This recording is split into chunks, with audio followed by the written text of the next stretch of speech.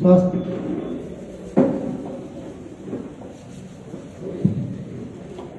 હાથ ઘસી નાખો ફૂલ તમારે એકવાર. ગરમી આવી જાવ જી. ફૂલ.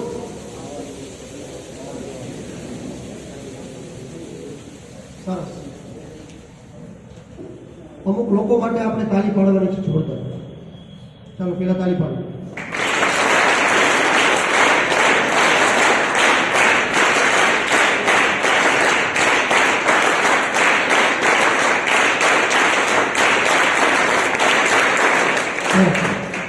આ તમારા માટે જ પાડી હો તાળી.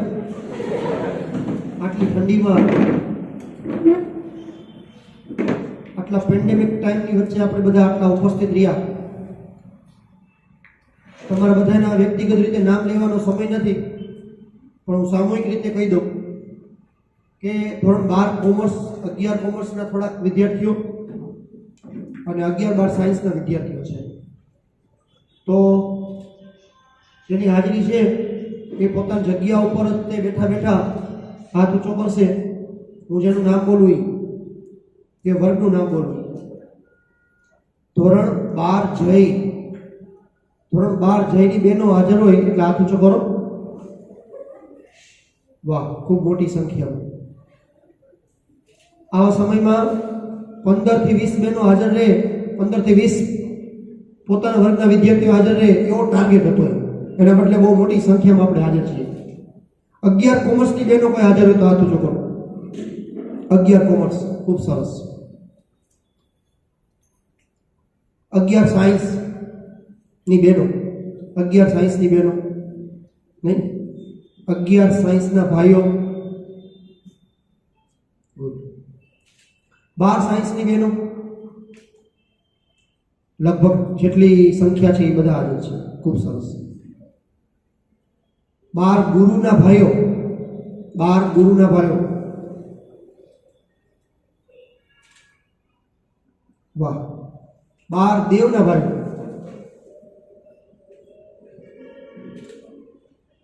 ઓકે. 11માના કોઈ પણ વર્ગના ભાઈઓ, બંને વર્ગના ગુરુદેવ, 11માના ભાઈઓ, 11માના ભાઈઓ, સરસ.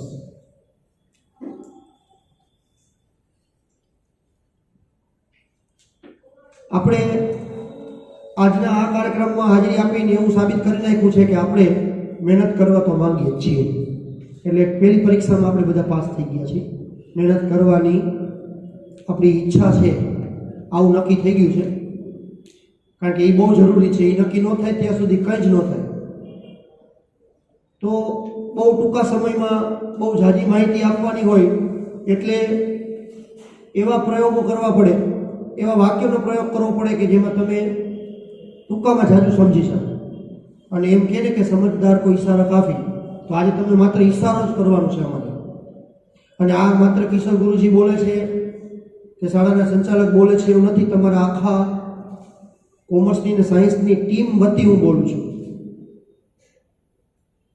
એટલે આને માત્ર એક વક્તવ્યની રીતે ન લેતા આપણે અહીંથી ઊભા થઈને ત્યારે અમુક નિશ્ચય લઈને ઊભું થવાનું છે કે મારે મહેનત તો કરવી છે એટલે તો હું આજે અહીંયા આવ્યો છું.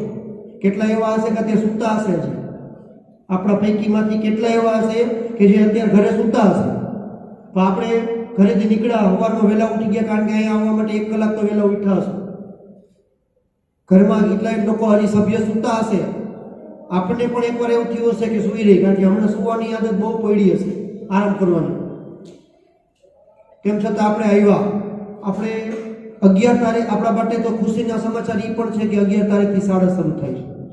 તો એ અંતર્ગત પણ આપણે આજનો આ સેમિનાર એ બહુ કારગત નીવડશે. હું એવો પ્રયત્ન કરીશ કે સરળમાં સરળ ભાષામાં તમને હું સમજાવી શકું. પણ એટલું યાદ રાખજો કે મારે આ કેટલાય બધી વસ્તુનું સંકલન કરવાનું છે. કેટલી બાબતો જે છે એ ભેગી કરીને મારે તમારી સામે મૂકવાની છે. એટલા માટે કેટલીક મર્યાદાઓ આવે. કોઈ મુદ્દાની ચર્ચામાં ડીપમાં જવાની એક મર્યાદા છે સમયની. અને આવો સેમિનાર કદાચ આ વર્ષનો હવે છેલ્લો જ હોઈ શકે, કારણ કે પછી આપણે સતત ભણવા તરફ જવાનું. સમય બગડવાનો હવે સમય રહેવાનો નથી આપણી પાસે. કોઈ પણ બીજા કાર્યક્રમો નહીં થઈ શકે, મોટિવેશનલ કાર્યક્રમો થઈ નહીં શકે. જાગવાના હશે અત્યારે જાગી જવાના છે, મહેનતે ચડવાના છે એ બધા ચડી જવાના છે. તો એવો પ્રયત્ન કરીશ. પણ હું તમને એટલું કહું કે આજે મારા દ્વારા જે કહેવામાં આવે છે એ માત્ર કોઈ એવી વાત નથી, થિયોરિટિકલ વાત નથી કે મેં કહી દીધી તમે સાંભળી લીધું તમે વયા ગયા ઘરે. હું તમને થોડીક વાત એ કરું કે મારું 25 યર્સની મારી કારકિર્દી, આ બધી જેટલી વાત હું માત્ર એમ નથી કહેતો હું જ તે. તમારા શિક્ષકો જ્યારે તમને વિષય ભણાવે છે ને ત્યારે એ વિષયમાં એ ચેપ્ટર કે એ વિષય નથી ભણાવતા હોતા, પણ એના એટલા બધા વર્ષો ભણાવે છે. તમારો જે સબ્જેક્ટ લે છે જે ગુરુજીઓ, એ કેટલાય બધા વર્ષના અનુભવના આધારે ધીમે ધીમે કેટલું કેટલું પોતાને ખબર પડી હોય કે આને આમની આમ ભણાવાય, આનું આ રીતે દાખલો પૂછાય છે, આ રીતે પ્રશ્ન પૂછાય તો આમ લખવાનો હોય છે. તો એવી જ રીતે કંઈક 25 યરના અલગ અલગ પ્રકારના અનુભવોના આધારે હું તમારી સામે આ વાત મૂકીશ. એટલે એ માત્ર ને માત્ર એવી વાત નહીં હોય કે વાહ સાંભળવા માટે સારી પણ ઉતારી ન શકે એવી વાત નથી. આ બધી ઉતારી શકશો એવી હશે. તો 25 યર, 25 બુક્સ, લગભગ ઓછામાં ઓછી 25 જેટલી બુક્સ કંઈક ને કંઈક એવી ધ્યાનમાં આવી ગઈ હશે કે જેમાંથી અમે પણ હું પણ શીખો છું. 25 એવા વક્તાઓ કે જેને સતત હું સાંભળતો આવું છું. 25 એવા સફળ વિદ્યાર્થીઓ, કારણ કે અમે ભણાવ્યા છે વિદ્યાર્થીઓને, એટલે વિદ્યાર્થીઓને માટે અમે ગુરુ છીએ, પરંતુ ક્યારેક ક્યારેક વિદ્યાર્થી પાસેથી પણ અમને શીખવાનું મળતું.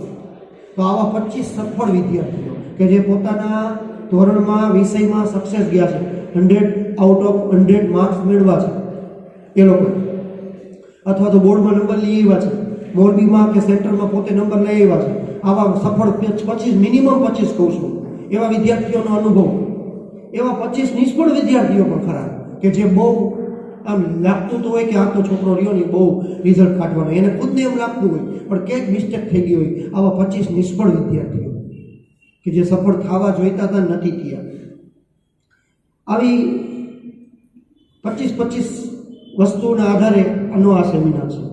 એટલે એનો મતલબ એવો થાય કે આ સેમિનારને જો ડીપલી સમજાવવો હોય ને તો સેમિનાર સ્વરૂપે નહીં પણ વર્કશોપ સ્વરૂપે સમજાવવું પડે. એટલે 25 દિવસનો વર્કશોપ કરવો પડે. એક એક ટોપિકની ચર્ચા આજે કરવાના છે એમાં એક એક દિવસ જોઈ, એક કલાક કે 1.5 કલાકનો સેમિનાર જોઈ. એટલે કે માનો કે આ બધી જ વસ્તુને આપણે આપણા જીવનમાં સંપૂર્ણ રીતે ગ્રહણ કરવી હોય તો 25 દિવસ જોઈએ. હું જ બોલું એમ નહીં, મારી જગ્યાએ બીજા વક્તાઓ હોય પણ એક એક ટોપિક માટે એક સેમિનાર જોઈએ. એવા બધા ટોપિકનો સમન્વય કરીને આપણે આજે 45 મિનિટમાં તમારી સામે માર્ગ રાખવાનો છે. એટલા માટે હું એવો આગ્રહ રાખીશ કે તમે લોકો સંપૂર્ણપણે શારીરિક માનસિક રીતે અહીંયા હાજર રહો. હું મારી રીતે પ્રયત્ન કરીશ કે તમારો આજનો દિવસ છે એ પૂરેપૂરો સફળ થાય. મારે 2 પ્રશ્નોથી મારે શરૂ કરવાનો છે અને મારે એ 2 પ્રશ્નોના મિનિમમ 10 વિદ્યાર્થીઓ જવાબ આપે એવી ઈચ્છા છે. પછી મારો સેમિનાર સ્ટાર્ટ થશે. એનો મતલબ કે હજી મારો કાર્યક્રમ શરૂ થયો નથી. આપણા સ્કૂલમાં 11-12 કોમર્સમાં અભ્યાસ કરાવતા આચાર્યો અને 11-12 સાયન્સમાં અભ્યાસ કરાવતા આચાર્યો અહીં અત્રે ઉપસ્થિત છે. એટલે કે બધા ગુરુજનો પોતે પોતાના ક્ષેત્રમાં અનુભવી વ્યક્તિઓ છે. ઘણી વાતમાં વિદ્યાર્થીઓને પણ એવું થશે કે હા આવું કોકે મને કીધું હતું, કોકે નહીં, આપણા જ ગુરુજીએ કીધું હશે. તમને જે શિક્ષક ભણાવે છે એને ભણાવતા આ બધી વાતો ક્યારેક ને ક્યારેક તો કરેલી જ છે, પણ એ બધાનું મેં એકદમ પેકેટ બનાવી નાખ્યું છે, તમારા સામે મૂકવાનું છે. પહેલો પ્રશ્ન છે મારો અને આપણે ફટાફટ જવાબ દેવાનો છે. આ 2A બની રહે. 2A એટલે કે બે બાજુ તરફ માહિતીનું પ્રેષણ થાય, આયાત અને નિકાસ બે થવું જરૂરી છે. એટલા માટે તમારે મને જવાબ આપવાનો છે. પ્રશ્ન પહેલો, જેના મારે ઓલરેડી 10 જવાબ મેં શોધેલા છે. આ 10 જવાબ મને તમારા તરફથી મળી જશે તો હું બીજો પ્રશ્ન પૂછીશ. 10 જવાબ મળવા જરૂરી છે. પ્રશ્ન પહેલો એવો છે કે કોઈ પણ વ્યક્તિ મહેનત કરે તો કરે શું કામ? આજે મને કોઈક એમ કે તમારે છે ને કાલ સવારે આ જગ્યાએ આવવાનું છે, તો મારા મનમાં પહેલો પ્રશ્ન થાય શું કામ? હવે એનું કારણ મને મળે પછી મને એમ થાય કે મને એનાથી ફાયદો ખરો કંઈક તો મળવું જોઈએ ને. કોઈ વોકિંગ કરવા જાય તો એમ કે સ્વાસ્થ્ય સારું બને, કોઈ જગ્યાએ ફરવા જઈએ તો આપણને મનોરંજન મળે, પિક્ચર જોવા જઈએ તો પિક્ચર જોવાનું મનોરંજન મળે, કંઈક કારણ હોય. એ રીતના વિદ્યાર્થી તરીકે તમે મહેનત કરો એવું બધા કહે, અમે કહીને મા બાપે કહેતા હોય, પણ કંઈક તો કારણ હોય ને. એવા મને 10 જેટલા કારણ જોઈએ છે. એનાથી વધારે મળે તો સારું, હું લિસ્ટમાં ઉમેરી લઈશ, પણ મારે પાસે 10 લખેલા છે. કોઈ પણ વિદ્યાર્થી અથવા વ્યક્તિ મહેનત કરે તો શા માટે, અથવા તો એના પ્રેરણાના સ્ત્રોત કયા, કારણ શું, મહેનત કરવી પણ શું કામ કરવી, એનો જવાબ જ નથી તો આપણને નથી જ ગમવાનું. બધું સાંભળશું બધાના આપણને કોઈક શિખામણ આપતું હશે ને સારી, તો આપણને તો ટોન્ટ જ લાગશે. આપણને એમ લાગશે કે આ કચકચ જ કરે છે. ક્યારે? કે જો આપણને ખબર નથી કે આપણે શું કામ વાંચવું, શું કામ મહેનત કરવી. બરાબર?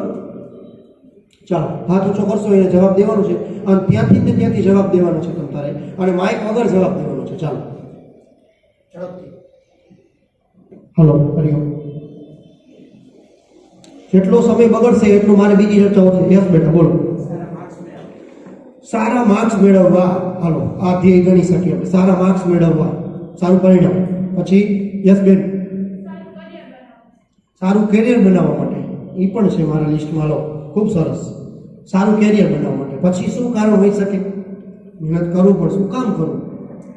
જ્યાં સુધી વિદ્યાર્થીને ન ખબર હોય. હવે શું કરવા? નવી નવી જાણકારી મેળવવા માટે. ચાલે. ધ્યેયને પ્રાપ્ત કરવા માટે. ઓકે, જો આ ધ્યેય છે ને, આ બધા ધ્યેય હોઈ શકે. પરિણામ સારું લાવવું, સારી કારકિર્દી બનાવી, સારા માર્ક્સ લાવવા, સારી જાણકારી, આ બધું ધ્યેયમાં આવે છે. ચાલો, પછી કોઈ વ્યક્તિ વાંચે તો શા માટે વાંચે? મહેનત કરે 10માં 12માં તો શું કામ કરે? શૈક્ષણિક કારકિર્દીમાં મારે મહેનત કરવી છે પણ શું કામ? હાલો, કયું કારણ હોઈ શકે? એ ધ્યેય થયું. હાલો, મારે વ્યવસ્થિત જીવન જીવવું છે, ધ્યેય આપણો. પછી યસ સર. માનસિક વિકાસ થાય. માનસિક વિકાસ માટે. ચાલો, પછી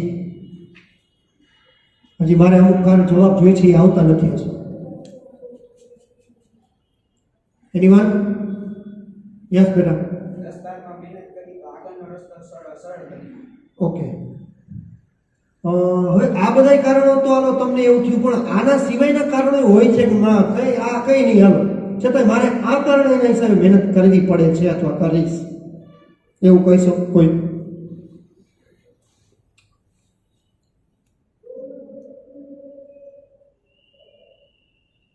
અમુકને છે ને. યસ બેટ. આત્મનિર્ભર બનવા માટે. હમણાં આ શબ્દ બહુ આવેલો છે. Good good. પછી બહુ સરસ, ખૂબ સરસ. SSIP નો સેમિનાર હમણાં કર્યો હતો. આમાંથી કેટલા વિદ્યાર્થી હાજર હતા એ મને ખબર નથી, પણ ખૂબ સરસ એ વાત છે. SSIP પછી વધારે ઇન્ટરેસ્ટ હોય તો તમે ગણેશ ગુરુજીનો મળજો ખાસ. બરોબર? યસ. બીજું કોઈ? મને કંઈક આવા કારણ મળ્યા છે, હું તમને કહું. કેટલાક વ્યક્તિઓ દઢ ઈચ્છાઓ માટે, ધ્યેયની પૂર્તિ માટે મહેનત કરતા હોય. એ ધ્યેય કેવા હોઈ શકે? કોઈકના ટૂંકા ધ્યેય હોય, કોઈકના મોટા ધ્યેય હોય. ટૂંકા ધ્યેયમાં શું હોય તો કે પરિણામ લાવું, બસ મને મારા કુટુંબમાં એમ લાગવું જોઈએ, મારા આટલા ટકા એવા. અમુકને લોંગ ધ્યેય કે આટલા વર્ષ પછી મારે આમ બનવું છે, એટલા માટે. દઢ ઈચ્છાઓ, ધ્યેય હોઈ શકે. જરૂરિયાતો, અમુક લોકો જરૂરિયાત માટે કરતા. જો આ 10 પૈકી ગમે તે કારણ માટે તમે મહેનત કરતા હોય ને, એ સારું છે, ખોટું નથી તમારે. આમાંથી કોઈ કારણ હોવું જોઈએ, મહેનત કરવાનું કારણ હોવું જોઈએ. અમુકને જરૂરિયાત સંતોષવી છે. દુનિયામાં કેટલાય માણસો એવા છે કે પોતાના ભવિષ્યમાં ગાડી બંગલા લેવા છે, પોતાને એક હાઈફાઈ જિંદગી જીવી છે, સારામાં સારી ભૌતિક સુવિધાઓ મેળવવી છે. જરૂરિયાતો પૂરતી, પોતાની જરૂરિયાતો સંતોષવા માટે મહેનત કરતા હોય માણસો. પછી છે લાગણી માટે. કેના માટે? લાગણી માટે. હવે 10માં ભણતો વિદ્યાર્થી હોય, ક્યારેક બાળક સાવ છોકરનો હોય, ક્યારેક તો 12માં છોકરનો હોય. એને ધ્યેયની ને એ બધી ખબર ન પડતી, ટકા લાવવા કે એ બધી કાંઈ હોય. પણ મમ્મી પપ્પાની માન માટે, મમ્મી પપ્પાને દુઃખી નથી કરવા. ક્યારેક એટલા બધા મમ્મી પપ્પા ઇમોશનલ થઈ જાય ને, ક્યારેક તો માતા રોવા માંડે કે તું કઈ વાંચતો નથી, તું કઈ કરતો નથી, મહેનત. ઇમોશનલ થઈ જાય. આપણને અંદરથી એમ થાય, હા મમ્મીનું આટલું બધું જીવ પડે. ક્યારેક આપણા પપ્પા એમ કે બેટા તું કર, મારા માટે, આપણા માટે, કુટુંબ માટે નહીં કરે. ક્યારેક આપણા ગુરુજનો કે, ટૂંકમાં આપણાથી વડીલો, ગુરુજનો, માતા પિતા, આપણા ક્યારેક તો મિત્રો માટે થઈને કહો. ક્યારેક તો મિત્ર આપણને પાકો મિત્ર હોય એમ કે તારે તું એક વાંચતો હોય ને એક વાંચતો ન હોય, તો હોશિયાર વિદ્યાર્થી જે નબળા વિદ્યાર્થીને એમ કે તારે આટલી કલાક તો કરવાનું છે, તને મારા શું છે, તું નહીં કરતો નહીં ચાલે. ટૂંકમાં લાગણીઓ માટે. એને બીજા કઈ ધ્યેયની ખબર નથી, પણ મને ફલાણા વ્યક્તિએ કીધું, ફલાણા વ્યક્તિ માટે થઈને મારે મહેનત કરવી પડશે. આ કારણ એ પણ સારું છે. આવેગો, ક્યારેક છે ને આવેગો કેવા હોઈ શકે? ક્રોધ, પછી ઈર્ષા, આ બધા આવેગો. ક્યારેક છે ને કોઈક આપણને પડકાર ફેંકી જાય, તું આ કરી જ ન હોય, એ આવેગ જ છે ને. અને આપણને અંદરથી એમ થઈ જાય કે હું ન કરી શકું એમ. ચેલેન્જ એક આવેગ જ છે. ચેલેન્જને સ્વીકારીએ આપણે, એનો મતલબ કે આપણે પડકાર ઝીલી લીધો. આ બધા આવેગો માટે તેની માણસો મહેનત કરતા હોય, તો એ પણ સારું છે. ધ્યેય આવી ગયું. નિષ્ફળતા, સફળતા, આ બધી વસ્તુ માટે થઈને દાખલા તરીકે પોતાના ભણવામાં 9માં ખૂબ મહેનત કરી હોય ને એમાં ફેલ થયા હોય અથવા તો 9માં ઓછા ટકા આવ્યા હોય, 11માં ખૂબ મહેનત કરીને 11માં કઈ નિષ્ફળતા મળી, એ નિષ્ફળતાને આધાર બનાવીને પણ માણસો મહેનત કરતા હોય. ક્યારેક સફળતાને આધાર બનાવી મેં આટલી મહેનત કરી તો આટલા સરસ માર્ક આવ્યા, હજી જો આનાથી વધારે મહેનત કરું તો આવી એકાદી સફળતા પણ આપણને ક્યારેક, અને એટલું જ નહીં કે આપણી નિષ્ફળતા આપણી સફળતા જ નહીં, અન્ય લોકોની સફળતા નિષ્ફળતાના આધારે પણ આપણું વર્તન નક્કી થઈ શકે. જોતા હોય આપણે બધા, તમને લાગે છે એવું કે કોઈ સફળ માણસ આપણને પ્રેરણા આપી શકે? એ તો લાગે છે. કોઈ નિષ્ફળ માણસ તે આપણને પ્રેરણા આપી શકે કે ન આપી શકે? ઓકે, પછી એવું છે સારું વાંચન. હું આ માત્ર ભણતરની વાત નથી કરતો, હું સારા પુસ્તકોની વાત કરું છું.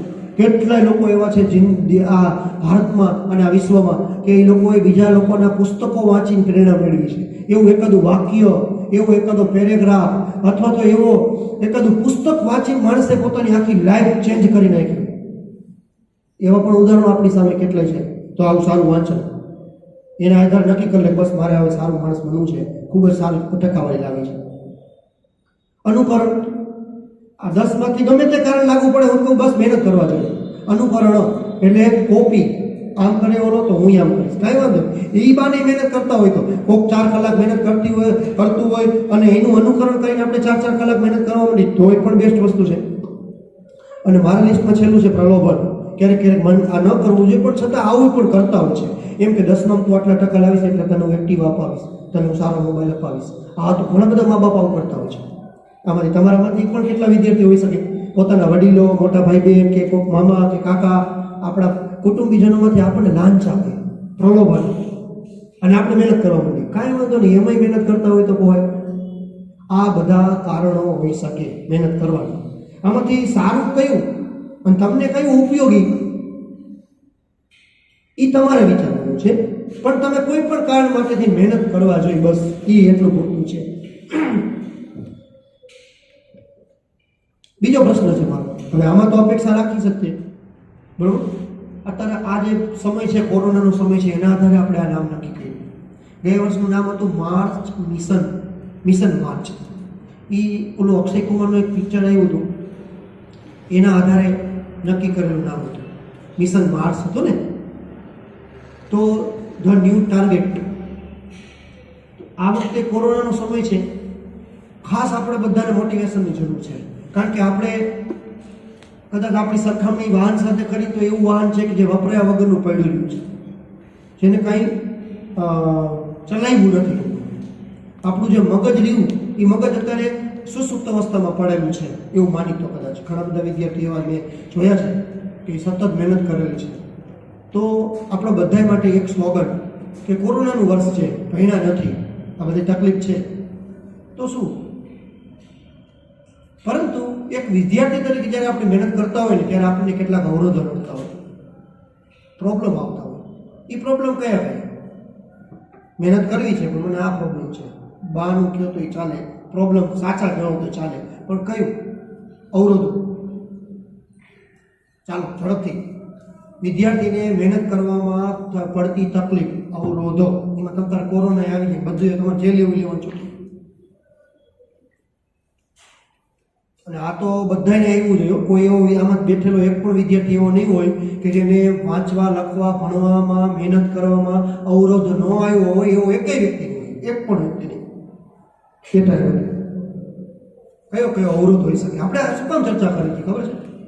હું મારા સેમિનારના મુખ્ય મુદ્દા તરફ આવું નહીં, પહેલા આ વસ્તુ સમજી લેવી જરૂરી છે. અવરોધો હોઈ શકે અને કદાચ બીજાનો અવરોધ તમારે હોય પણ તમને ખબર જ નહીં કે આમાં અવરોધ છે. ચાલો, યસ બેટા, સોશિયલ મીડિયા, ખૂબ સરસ. ચાલો ગુડ. પછી મોબાઈલમાં માથું દુખે કે શારીરિક પ્રોબ્લેમ કહી શકીએ આને. ગુડ. તહેવારો, ઓકે. પછી ઉપલબ્ધ સાધનોનો પ્રોબ્લેમ, એટલે કે નથી આપણી પાસે, અભાવ. જે જોઈ છે એ સાધન આપણી પાસે ન હોય, એને તમે પછી મોબાઈલ, ચોપડી કે જે ન હોય. પછી નડતા અવરોધો, સ્પીડ બ્રેકર્સ. આપણે મહેનત કરવી છે પણ મને આ તકલીફ પડે છે. યસ, મહેનત કરવાની આળસ. યસ, વેરી ગુડ, આળસ. અને જ્યાં 80% વિદ્યાર્થીઓ તારાના ભોગ છે. ખરાબ સોબત, ખરાબ આદત. સરસ, ચાલો પછી નેક્સ્ટ. બહુ મસ્ત જવાબ મળ્યો. થોડુંક જ બાકી રહ્યું છે, બે ચાર વસ્તુ જ છે, બાકી બધું આવી ગયું છે. કોઈ બોલશે હજી કોઈ? Mobile TV. Mobile TV.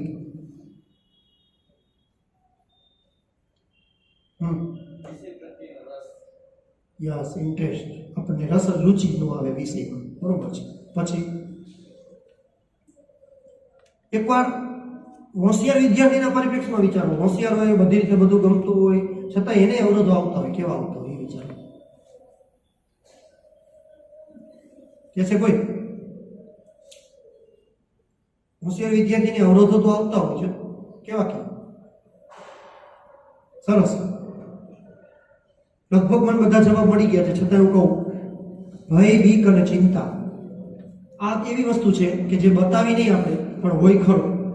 કેટલાકને આ સમયમાં માનસિક રીતે એવા બની ગયા છે કે એને બીક જ રહ્યા રાખે, મને કોરોના થઈ જશે તો, અથવા મને શું થશે મારી પરીક્ષાની.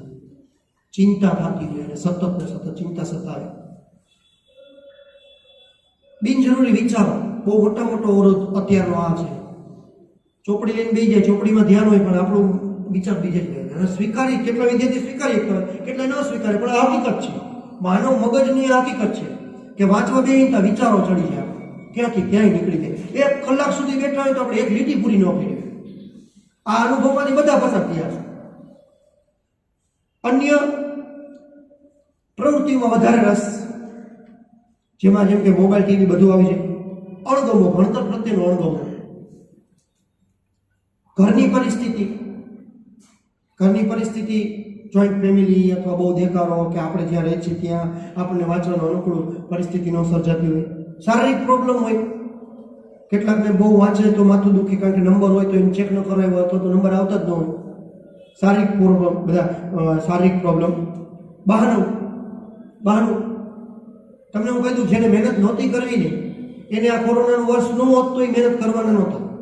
એને તો એક બહાનું હોય. જેને મહેનત કરવી નથી એના માટે એક બહાનાનો વધારો થયો કે કોરોના છે એટલે કેમ કંઈ કરવું છે. એ પોતે મોજ કરતો હોય. વારંવાર સમયપત્રક બનાવે પણ સમયપત્રકને ફોલો ન કરી શકે, બરોબર? આ પણ અવરોધ છે. પછી 2-3 વખત આવું થાય ને એટલે પછી ચોથી વખત એને સમયપત્રક બનાવવાની ઈચ્છા જ ન થાય, કારણ કે ટાઈમ ટેબલને ફોલો ન કરી શકે. અને શું કામ નથી કરી શકતા એ આપણે આજના ટોપિકમાં આવી જશે, કારણ કે આ અવરોધોને આપણે દૂર કેમ કરવા. નબળાપણું, આપણે પોતે નબળા છીએ જે તે વિષયમાં.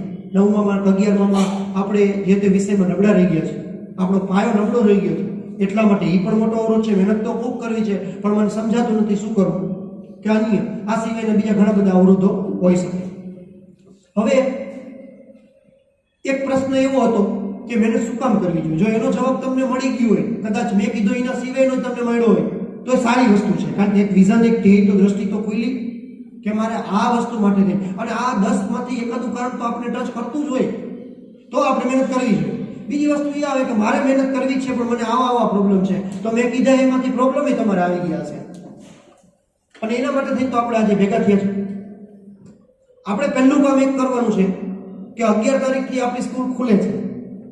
થોડાક દિવસ ચાલીને કદાચ પાછું સરકારનો હુકમ આવી ગયો, સ્કૂલ બંધ થઈ જવાનું છે. તમારે હવે આજથી છે ને સ્ટેબલ બનવાનું છે, માનસિક રીતે સ્ટેબલ બની જવાનું છે. મનને તમારે સ્થિર કરી નાખવાનું છે અને તમારા મનને કહી દેવાનું છે કે આમ થયું તો શું, મારે મહેનત કરવાની છે. હર હંમેશ અત્યારે પોઝિટિવ જ. 11 તારીખે વળી પાછો પરિપત્ર આવી ગયો, સ્કૂલ ચાલુ નહીં થાય તો જ્યારે નિરાશ થવાની જરૂર નથી. આ તો થવાનું આવ્યું ન હોત તો આપણો આમને બોર્ડની પરીક્ષા દેવાની થાય. તો સૌથી પહેલી વાત એ છે કે આપણા મનને સ્ટેબલ બનાવી નાખો ગમે તે પરિસ્થિતિ માટે. અને જેટલા અવરોધો કીધા એ અવરોધો પૈકી કોઈ પણ અવરોધ તમને અત્યારે નડતો હોય તો એનો ઉપાય છે. જો તમે ઈચ્છતા હોય તો એનો ઉપાય છે. તમે ન ઈચ્છો તો પ્રશ્ન નવા કેટલા ઊભા થવાના. જેને મહેનત કરવી નથી એને દરરોજના આવા 10 પ્રશ્નો નવા ઊભા થતા જશે. અને મહેનત કરવી છે ને એની પ્રશ્નનું સોલ્યુશન મળવાનું છે. હવે હું કહું સોલ્યુશન મળવું જોઈએ, આત્મવિશ્વાસ વધવો જોઈએ, પણ આત્મવિશ્વાસ શું છે કે મેડિકલ સ્ટોરે મળે તો લઈ આવીએ.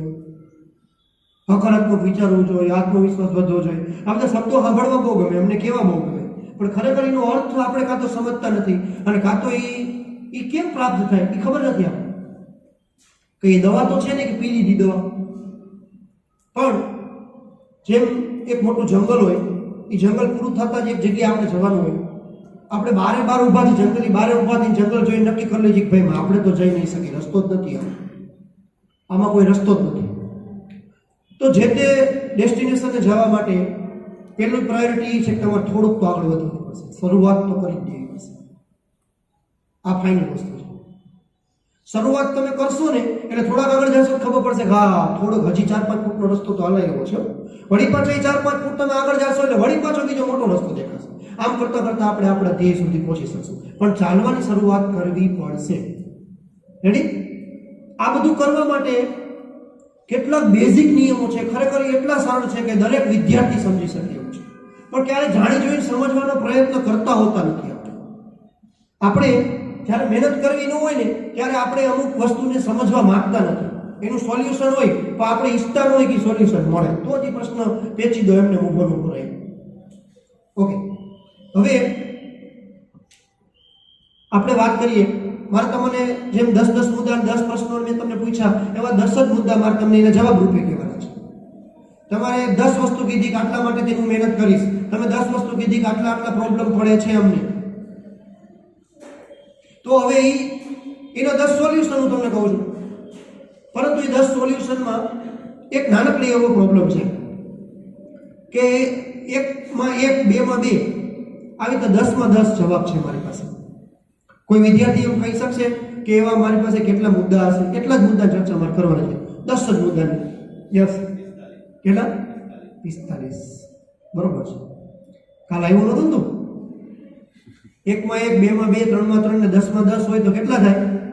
45 થાય. બરોબર ને? સાચી ગણતરી કરી ને તે ડન. એટલે માત્ર 45 શબ્દો છે. 45 મુદ્દા હોય તો આપણો સેમિનાર પૂરો ન થાય. આમાંથી કેટલીક વસ્તુ એવી છે કે તમને એમ થશે કે આ તો સમજવા જેવી વાત હતી, આવું તો મેં સાંભળ્યું તું, મને યાદ કરાયું, સારું કર્યું સાહેબ, લખી લેવા જેવો મુદ્દો છે આ.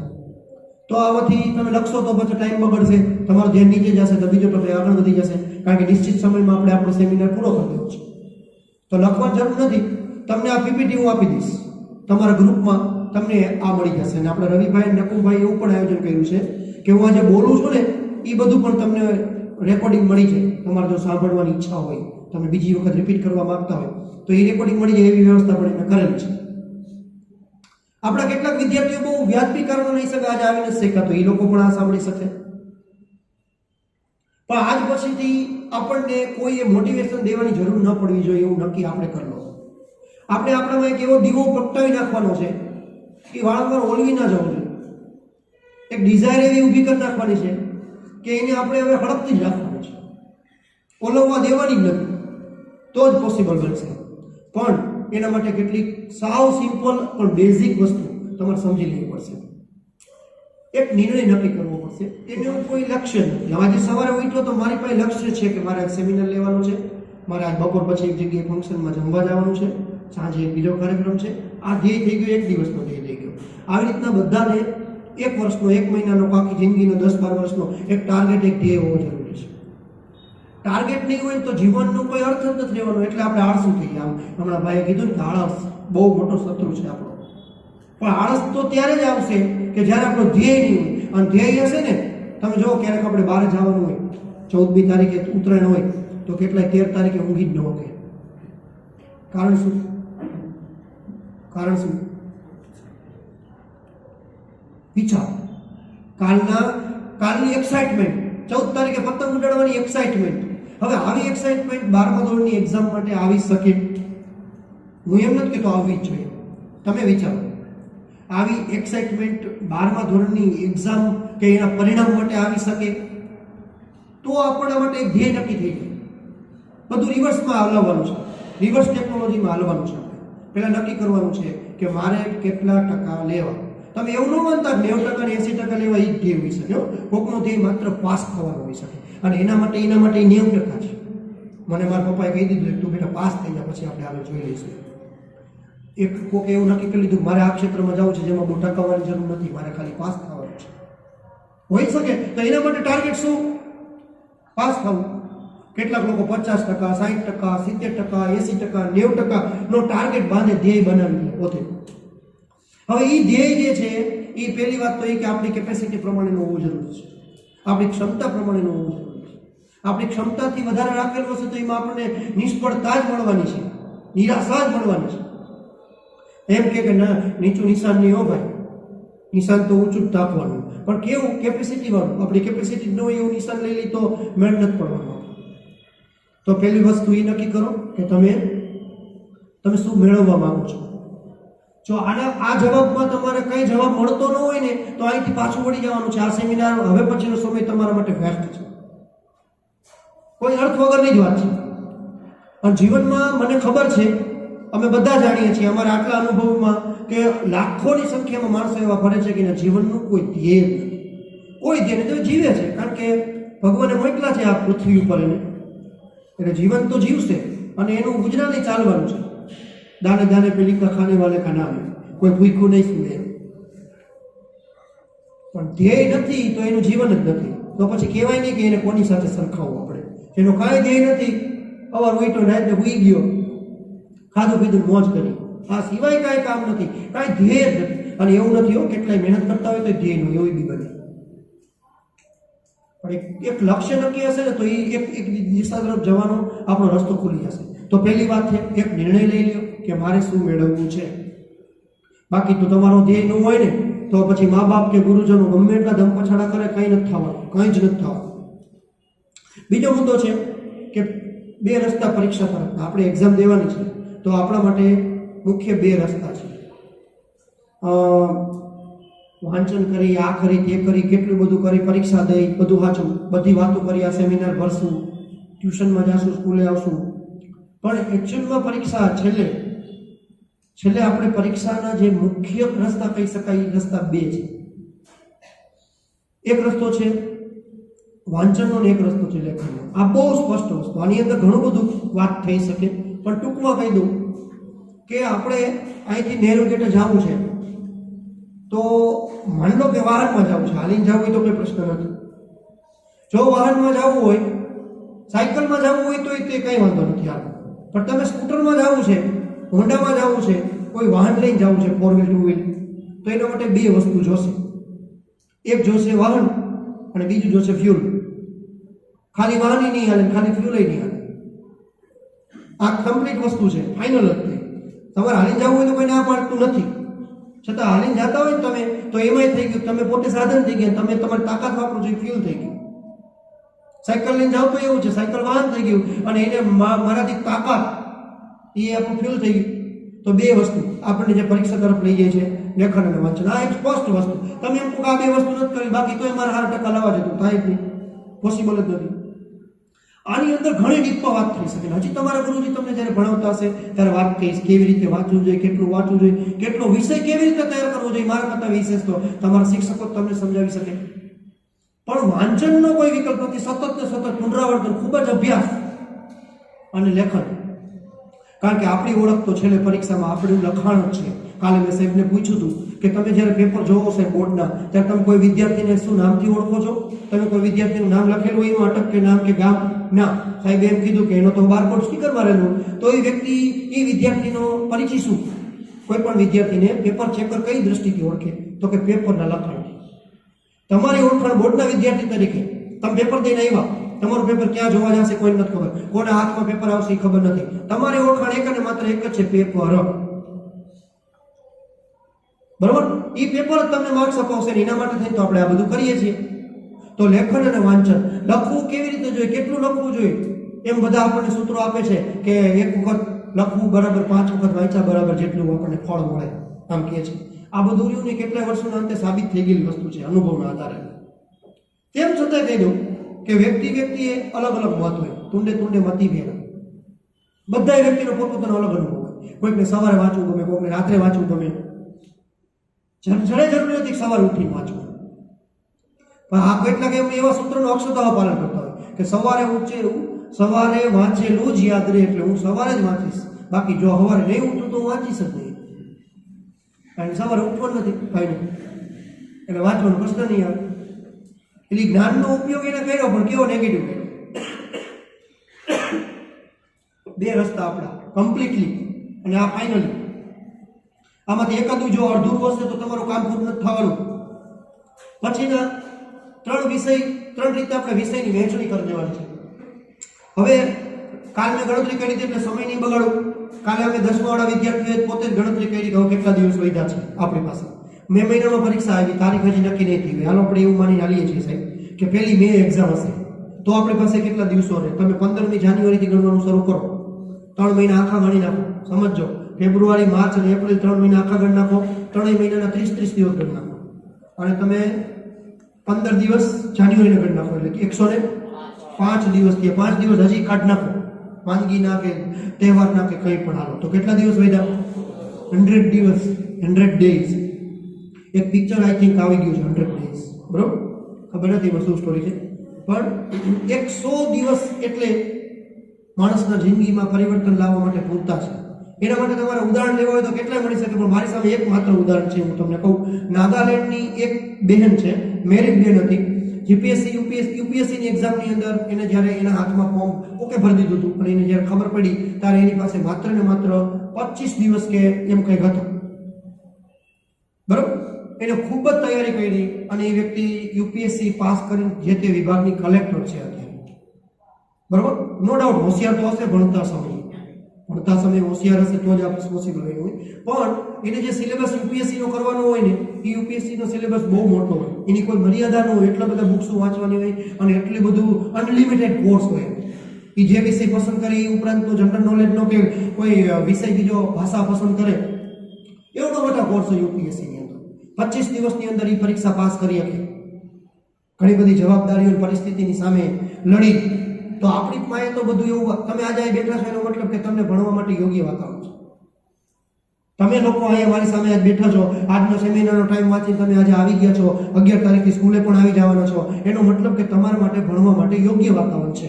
આમાં કોઈ હું સાર્થક વિદ્યા મંદિરમાં ભણો છો એનો મતલબ તમે પ્રાઇવેટ સ્કૂલમાં ભણો છો, ફી ભરી શકો એવી તમારી પોઝિશન છે, બધું જ યોગ્ય છે. તમને ભણાવવા માંગે તમારા મા બાપ અને તમે ભણવા માંગો છો, આ બધું પ્લસ છે. તો તમારા માટે 100 દિવસમાં મહેનત કરવી એ જરાય અઘરી વસ્તુ તો છે જ નહીં.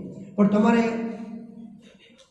આ વસ્તુ વિચાર લેવી પડશે કે હવે 100 થી વધારે એક પણ દિવસ મારી પાસે નથી, એટલા માટે મારે હવે સમય બગાડવાનો નથી.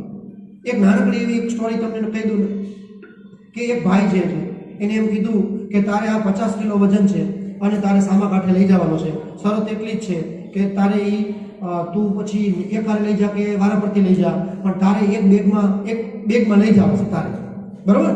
તો એ વ્યક્તિએ ગણતરી કરી, એની પાસે તો 10 દિવસ ને 50 કિલો છે, તો એક દિવસના કેટલા કિલો ઉપાડવાના થાય? બોલો, 5 કિલો. પણ એ ભાઈને એક બીજો પ્રોબ્લેમ છે, 15-20 કિલોથી વધે તો એ પછી ઉપાડી ન શકતો, એને થોડો પ્રોબ્લેમ છે સ્નાયુનો. એટલે એને શું કહ્યું કે પહેલા દિવસે થોડીક આળસ કરી નાખી. એ કે હવે મારી પાસે આટલા બધા દિવસ વધ્યા છે, મૂકોને આજે નથી લઈ જવું કાંઈ. એ પોતે એકલો વયો ગયો ને વસ્તુ ન લઈ ગયો. બીજા દિવસે વળી પાછું એને એવો વિચાર આવ્યો કે મારી પાસે હજી તો 8 દિવસ વધ્યા છે, 1-2 દિવસ 10 કિલો લઈ જઈશ, એમાં શું હતું?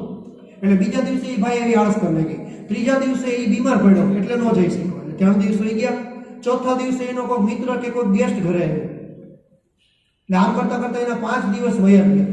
5 દિવસ વધ્યા, પર ડે કેટલા કિલો લઈ જવાનું છે?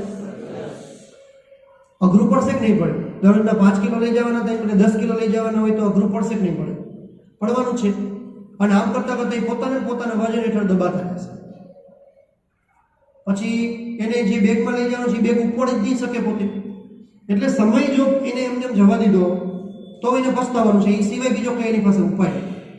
એટલે હવે આપણને ખબર પડી ગઈ છે જો કે આપણી પાસે 100 દિવસો છે અને એનું મારે હવે પ્લાન બનાવવાનો છે.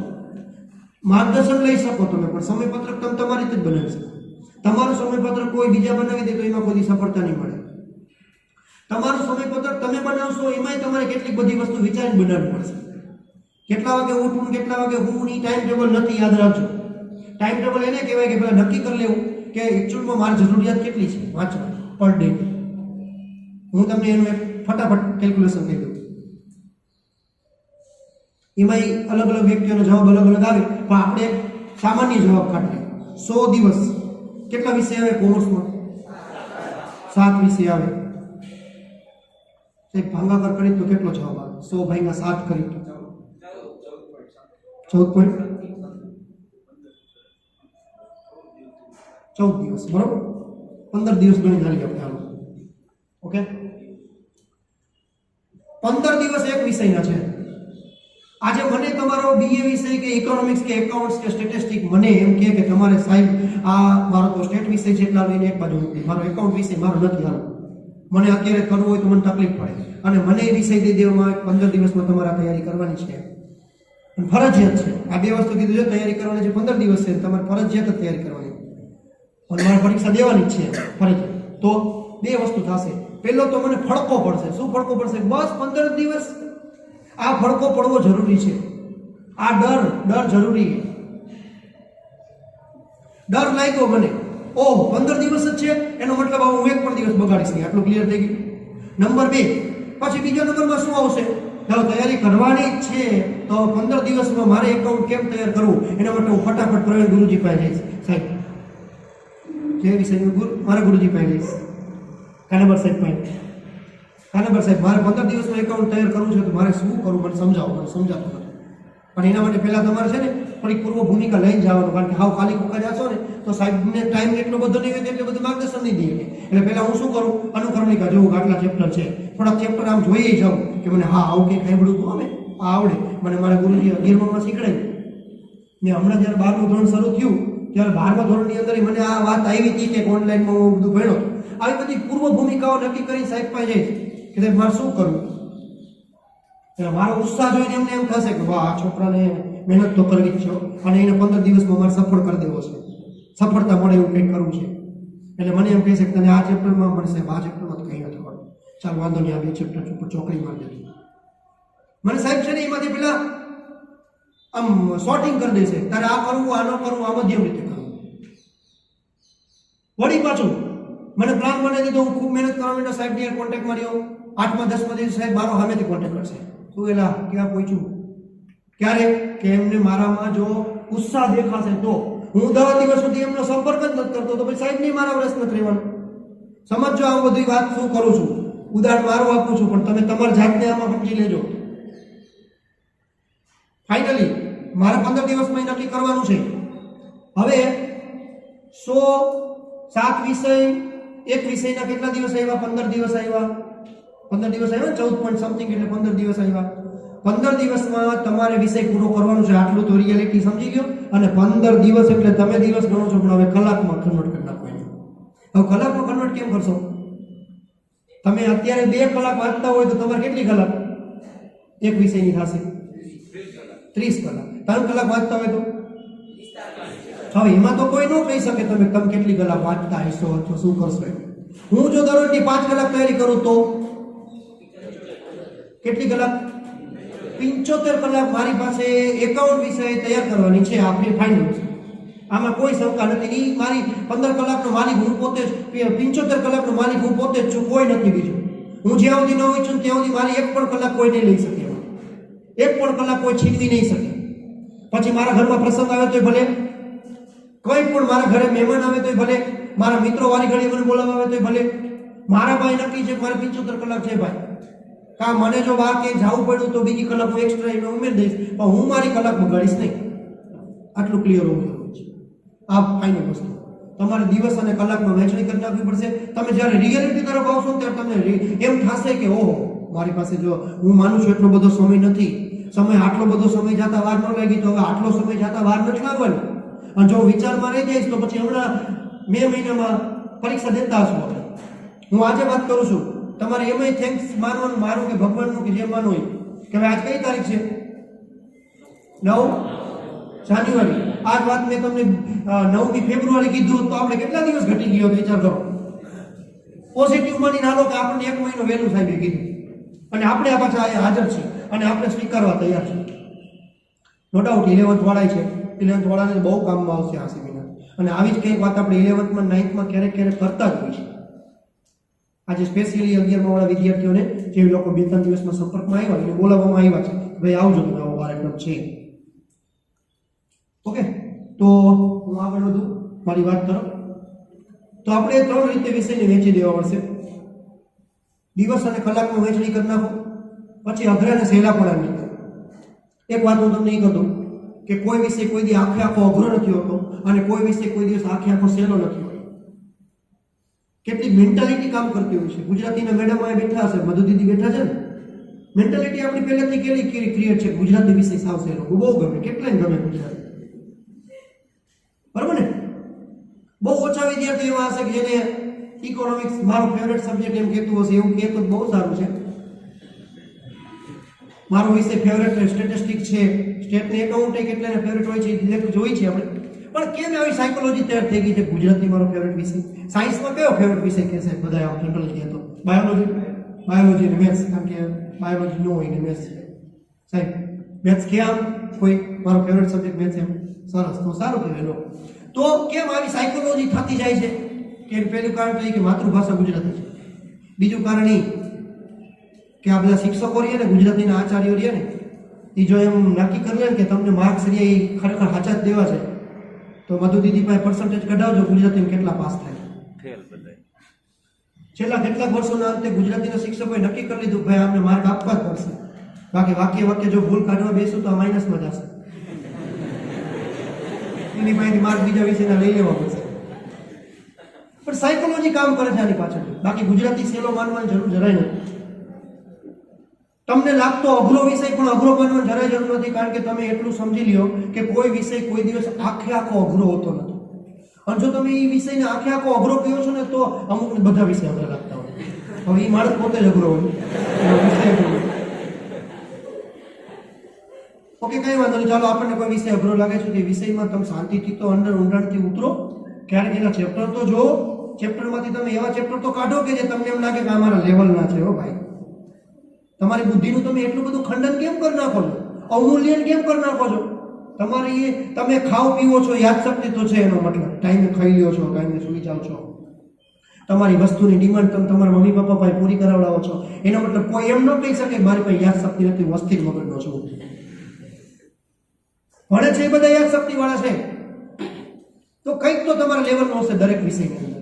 અને બધા ગુરુજનોનો અનુભવ એમ કે છે, પેપર જોવાના, પેપર કાઢવાના, કે 35% છે ને અત્યંત સહેલું.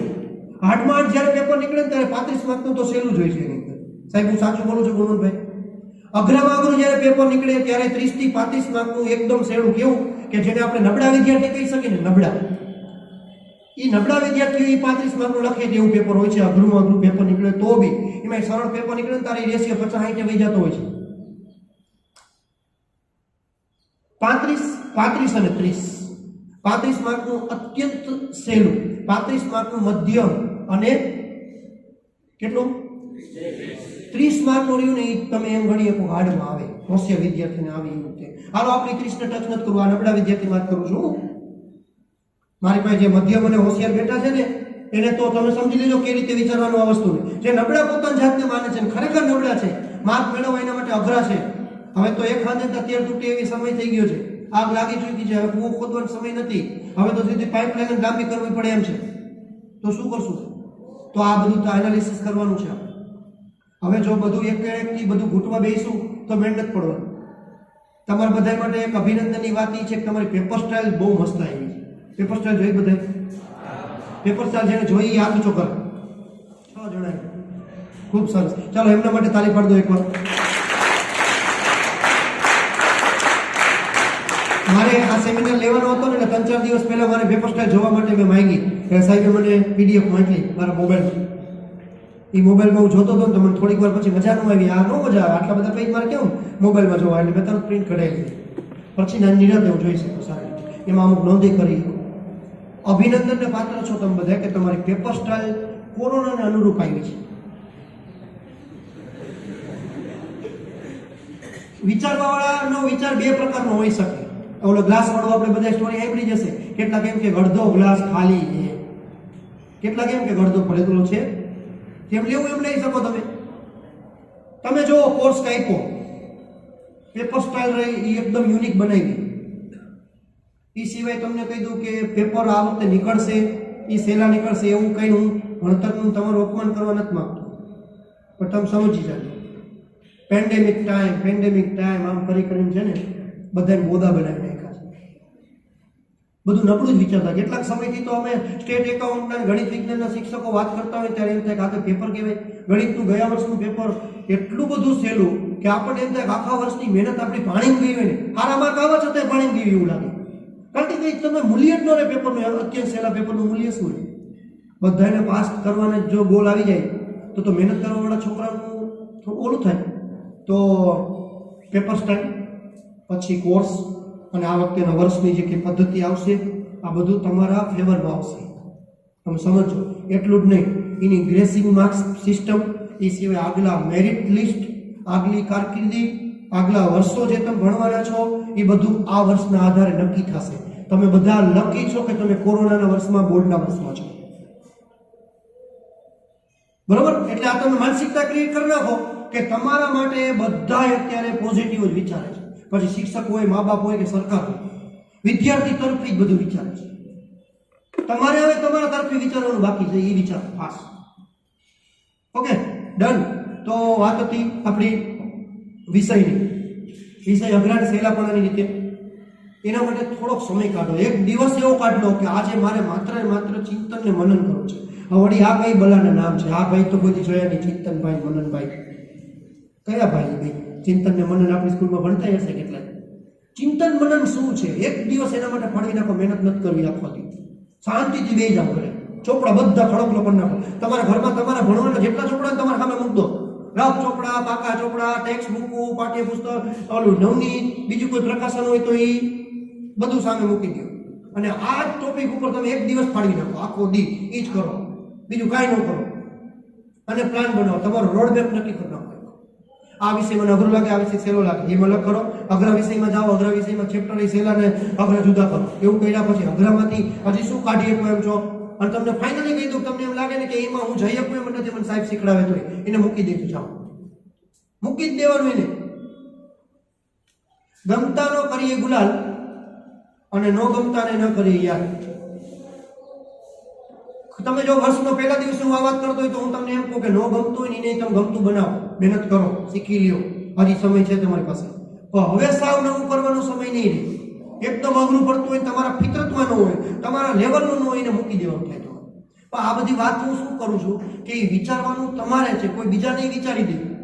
તમારે બધું રેડીમેડ લેવાની ટેવ પડી ગઈ છે ને. ઓલી PUBG ની અંદર ગન મેળવવી સહેલી છે સાવ. થોડાક સ્ટેપ કરી નાખીને એટલે ગન મળી જાય, બોમ્બ મળી જાય, કેટલું બધું મળી જાય. કારણ કે એ બધું છે ને વર્ચ્યુઅલ છે, વર્ચ્યુઅલ. કેટલા બધા ચિત્રો અને કલર ને બધું આપણને મફત મળે છે એમાં. બાકી આ જે વાત થાય છે એ બધી એવી છે કે જે કોઈ વસ્તુ મફત મળવાની નથી. એના માટે તમારે વિચારવાનું છે, તમારે જે એપ્લાય કરવાનું. આ દર્દ નિર્ણય ફાઇનલ છે. તો અગ્રણી સહેલાપણા રીતે આપણે વિષયને નીચે લઈ. અને ત્રીજી વસ્તુ છે ગુણ અને વિષય વસ્તુના આધારે પેપર સ્ટાઇલને સરખી રીતે સમજી લ્યો. જે ગામ જવા નથી ને ગામનો રસ્તો ખબર નથી, પછી પૂછાપૂછ કરી છે. અને એમાં આપણે ખોટા રસ્તે ચડાવવાળા કેટલાય મળી જતા હોય છે. તૂટો નથી માણસને સલાહ દેવા. એમાં એક જગ્યાએ બે વ્યક્તિ એવા મળી જાય કેમ કે આમથી જાત તો સહેલું પડશે, એક એમ કે નાના હો આમથી જાત.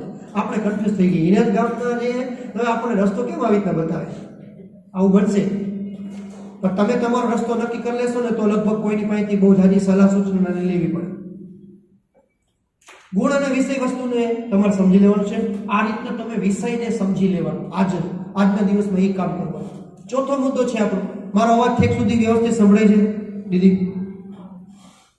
4 ઉપાય સમય બચાવવાના. બરોબર? માત્ર સમજી લીધું, આ પાડી દીધી એવું નહીં. અને બહુ ઊંડાણથી સમજજો અને એપ્લાય કરજો. સમય એક મોટી દવા છે અત્યારની. કારણ કે આપણે કેટલો બધો સમય પસાર કરી ચૂક્યો છે. 11 તારીખથી અમે લોકો ચાલુ કરી દેવાના છીએ સ્કૂલ. આવું નક્કી થઈ ગયું. એટલે અમારે એક્શન મોડમાં આવી ગયા અમે બધાય. અમારા માટે 2 મોટા ટાસ્ક છે, મુશ્કેલી. અમારા માટે અવરોધ કયા સ્કૂલ માટે, શિક્ષકો માટે મોટા અવરોધો તમે મને કહેશો કયા 2 છે? પહેલો અવરોધ એ છે કે અમારે કોરોનામાં તમને અહીં બોલાવવાના છે. એટલે પહેલા એ સેફટી રાખવાની છે. તમે બધા શાંતિથી આવો, અહીંથી છૂટીને પાછા બહાર ઉભા રહો, ગલે ઉભા રહો. આ બધું તમારા માટે એટલું બધું ઈઝી છે કરવું, વિચારવું. એ બધું સૂચનાનું પાલન ન કરવું, સૂચનાનું ઉલ્લંઘન કરવું તમારા માટે એકદમ સરળ છે. પણ એ સૂચનાનું પાલન કરવું અમારા માટે ડબલ અઘરું છે. પહેલો પડકાર આપણા માટે એ છે કે આ કોરોના સમયમાં તમને બચાવવાના છે. નંબર 2 કે ભણાવવાના છે. એ એવા સમયે કે જ્યારે હવે બોર્ડની તૈયારી ચાલુ થઈ ગઈ હોય. 12મા વાળા શિક્ષકો મારી વાત સાથે સમર્થ હશે એગ્રી હશે કે જાન્યુઆરી મહિનાની અંદર કોર્સ પૂરો થઈ જાય, પરીક્ષા લેવાના રાઉન્ડ ચાલુ થઈ જાય. જાન્યુઆરી એન્ડિંગમાં મને ખ્યાલ છે ગઈ વખતે ફેબ્રુઆરીમાં 1 ફેબ્રુઆરીથી આપણે માસ્ટર પેપરનો રાઉન્ડ ચાલુ થઈ ગયો હતો 12 કોમર્સનો. જયેશભાઈ સાચું ને? 12 કોમર્સમાં 1 ફેબ્રુઆરીથી માસ્ટર પેપર શરૂ થઈ ગયા હતા. એનો મતલબ આપણે સાવ લાસ્ટ ટાઈમમાં આ બધું હવે શરૂ થવા જઈ રહ્યું છે. પણ ચાલો કાંઈ વાંધો નહીં, તો શું જે છે એ સ્વીકારશું આપણે, પણ મહેનત કરી લઈશું. તો આ બે પડકાર અમારા માટે છે. સામે તમારી માટે પડકાર શું છે? ખાલી એટલો જ કે મહેનત કરવાનો, સમય બચાવવાનો છે. આપણે એ નહીં કરીએ તો તમને અમને કેવી રીતે સપોર્ટ કરશો? તમારે એક જ વસ્તુ કરવાની છે કે હવે સમય નથી બગાડવાનો. બસ સમય નહીં બગાડવાના, સમય બચાવવાના ઉપાય શું? તો કે સૌથી પહેલી વાત છે કે તમે અત્યારે બહુ ડિપેન્ડ બની ગયા છો. ઓનલાઈન શિક્ષણ આમ તો હતા જ તે કેટલા બધા વર્ષોથી અમે બધા બળાકો કાઢી શિક્ષકો ભેગા થાય કે આ મહેનત કરે એવા છોકરાઓ જ બધા હતા. કા હવે એ યુગ જ જાણે ખતમ થઈ ગયો છે. એ ખૂબ જ મહેનત કરવા પડખું પડે છે. મહેનત કરવા વાળા વિદ્યાર્થીઓ જાણે આ દુનિયામાંથી લુપ્ત થઈ ગયા હોય એવું લાગે. બહુ ઓછા વિદ્યાર્થીઓ એવા કે જે તત્પર હોય, મહેનત કરવી છે, મારે કંઈક કરી લેવું છે, સતત વાંચતા હોય, અમે આમ કંઈક કઈ નહીં પેલા તેની તૈયારી રેડી હોય, કમ્પ્લીટ જ હોય એનું બધું. એવા વિદ્યાર્થીઓ જાણે તૂટવા આવી ગયો છે. હમણાં દુકાળ પડી ગયો. એનું એક કારણ એ છે કે આપણે બધા બહુ ડિપેન્ડ બની ગયા. ટ્યુશન ક્લાસીસ ને સ્કૂલ, શિક્ષક ઘરે કેટલાક ભણવા જતા હોય, સતત આપણે એ એક દાખલો એની બુકમાં કરાવે, આપણે બેઠી રહેવાનું બસ ભોગવીએ. તો સાહેબ આપણને એક દાખલો કરાવે તો આપણે 5 કરવા જોઈએ, નિયમ છે. હું તો 5 ગણું કહું છું, પણ આ તો મેં બહુ ઓછું લીધું. 1.5 કે 2 ગણો અભ્યાસ કરવો જોઈએ. આજે તમને વિડીયો ઘરે કોઈ શિક્ષક મોકલે છે, મને હમણાં એક શિક્ષક સાથે વાત થતી હતી, સાહેબ વિડીયો જોતા નથી છોકરા. એના અનુસંધાનમાં મેં 12 સાયન્સમાં લઈમાં એક ઓડિયો મોકલ્યો. ખ્યાલ છે બધાને? વ્યુઅર્સ કેટલા ખબર છે? તમને ગમતા શિક્ષકની વાત કરીને, બધા ગમતા જ હોવા જોઈએ, કોઈ એમાં કમ્પેરિઝન ન હોય, છતાં એક તમારા ગમતા વિષયના શિક્ષકની વાત કરતા હોય આપણે, તો એના વ્યુઅર્સ જોઈએ ને 5મા દિવસે તો 7 જ વ્યુઅર્સ. બોલ, મને એમ થયું કે આપણે આ શું કરી છે? મજાક બનાવી નાખ્યું છે આપણે મૂકી રાખવું. શું અમે એટલા માટે જ મૂકી છીએ કે અમે તમને વર્ષના દરમિયાન એમ કહીએ છીએ કે તમારી ફી તો ભરવી પડશે, પણ વિડીયો તો મૂક્યા છે, પહેલો જોવો. શું એટલા માટે તમારે વિડીયો બનાવવાનો છે? બહુ 2% 102 વિદ્યાર્થી એવા હશે કે મોબાઈલને લગતા પ્રોબ્લેમ હોય, મારી પાસે મોબાઈલ નથી, મારું નેટ નથી, આવા કેવા વાળા ખોટું બોલે છે. પછી બીજી વાત એ છે કે વિડીયો જોઈ લીધો આપણે, બસ વિડીયો જોઈ લીધો એટલે પૂરું. આપણે 12મા ધોરણમાં આવા ચીટિંગ કરશું બાબા ભાઈ. કેટલાક વિદ્યાર્થી કેવું શીખી ગયા ખબર? મેં આજના વિડીયો જોઈ લીધા, હાલો મોબાઈલ તમારો. પણ શું વિડીયો જોઈ લીધો તો શું? પછી તો સાચું કામ ચાલુ થાય. વિડીયો જોઈ લીધો મતલબ કે પિરિયડ ભર્યો, સ્કૂલે જઈ હતું, પછી કઈ નથી કરવાનું 12મા ધોરણમાં. તમે બધા ડિપેન્ડ કેવા થઈ ગયા છો? એટલે મા બાપ અત્યારે એટલે છે ને સ્કૂલ ઉપર ડિપેન્ડ થતા થઈ ગયા. મા બાપ એટલા કંટાળી ગયા, સાહેબ સ્કૂલ ચાલુ કરો ને, અમે સંમતિ પત્રક લખી દીધી તમને. આજથી 2 મહિના પહેલા મને વાલી એમ કહેતા, તમે કયો અહીંયા આમ લખી પણ સ્કૂલ ચાલુ કરો, આને બોલાવો તમે સ્કૂલે. કેમ? કારણ શું? કે તમે સ્કૂલે આવો એટલું જ તે, બાકી એ સિવાય તો તમારે કંઈ કરવું જ નથી. તો આને આપણે 12મા ધોરણમાં કેમ ભણી શકીએ? તો એવી અપેક્ષા રાખું છું કે તમે એટલું પાકું કરી લો કે તમે જેટલો વિડીયો જોવો કે જેટલું અહીંયા ભણવા આવો, ટ્યુશનમાં જાઓ, એનાથી બમણું તમારે કરવી પડે તૈયારી, તો જ એ વિષય તૈયાર થાય, બાકી કોઈ વિષય તૈયાર થાય નહીં. આ તો એના જેવું થયું કે ઓલા પ્રેક્ટિકલના શિક્ષક એની વિડીયો બતાવી દે એટલે આપણે પીટી ઉષાને દોડતી જોઈ લઈએ એટલે પૂરું થઈ ગયું. તો આપણે સ્પર્ધા જીતી હતી. એના માટે ગ્રાઉન્ડ ઉપર દોડવા જવું પડે કેટલું. એ સ્પર્ધા જીતવી હોય તો એને અભ્યાસ કહેવાય, એને પ્રેક્ટિસ કહેવાય. તો આ વસ્તુ એ બધાને સમજાવી એટલું દીધું કે તમે કરવી જોઈએ એટલી મહેનત તમે કરતા નથી. તમે બધા ઉપર ઢોળી દો છો, મને આ આપો તો હું આમ કરું, હાલે અપાઈ દીધું, તો પછી તોય આગળ તો નફર તો કંઈ ઉપાય જ નથી. તો આપણે જેટલું શીખીને એનાથી 1.5 ગણી મહેનત કરવાની. સાયન્સ વાળા જેટલા વિદ્યાર્થી બેઠા છો ને એ લોકોને તો મારે કયા શબ્દોમાં શું કેવું મને ખબર નથી પડતી, પણ હું તમને એટલું કહું કે તમારે કેટલી બધી વખત એ વસ્તુ કરવી પડે, વારંવાર. એક હમણાં છોકરાનું સંગીતની સ્પર્ધામાં ભાગ લીધો હતો ને એક એવું અઘરું ગીત પસંદ કર્યું હતું, તો હું એની યારે પ્રેક્ટિસમાં હતો. એને એક આપણે જે સંગીતમાં બહુ ઊંડાણથી ન જાણતો એને ખબર ન હોય, પણ એને ખબર હોય, શિક્ષકને ખબર હોય મારે આ લેવું છે, જેને મુરકી કહે, એને રાગ ઢાળ કહે, એ આવતો હતો સતત એ આમાં આપણને મગજ ખરાબ થઈ જાય. એટલી વાર એને અભ્યાસ કર્યો ને લઈ આવ્યો એ વસ્તુ.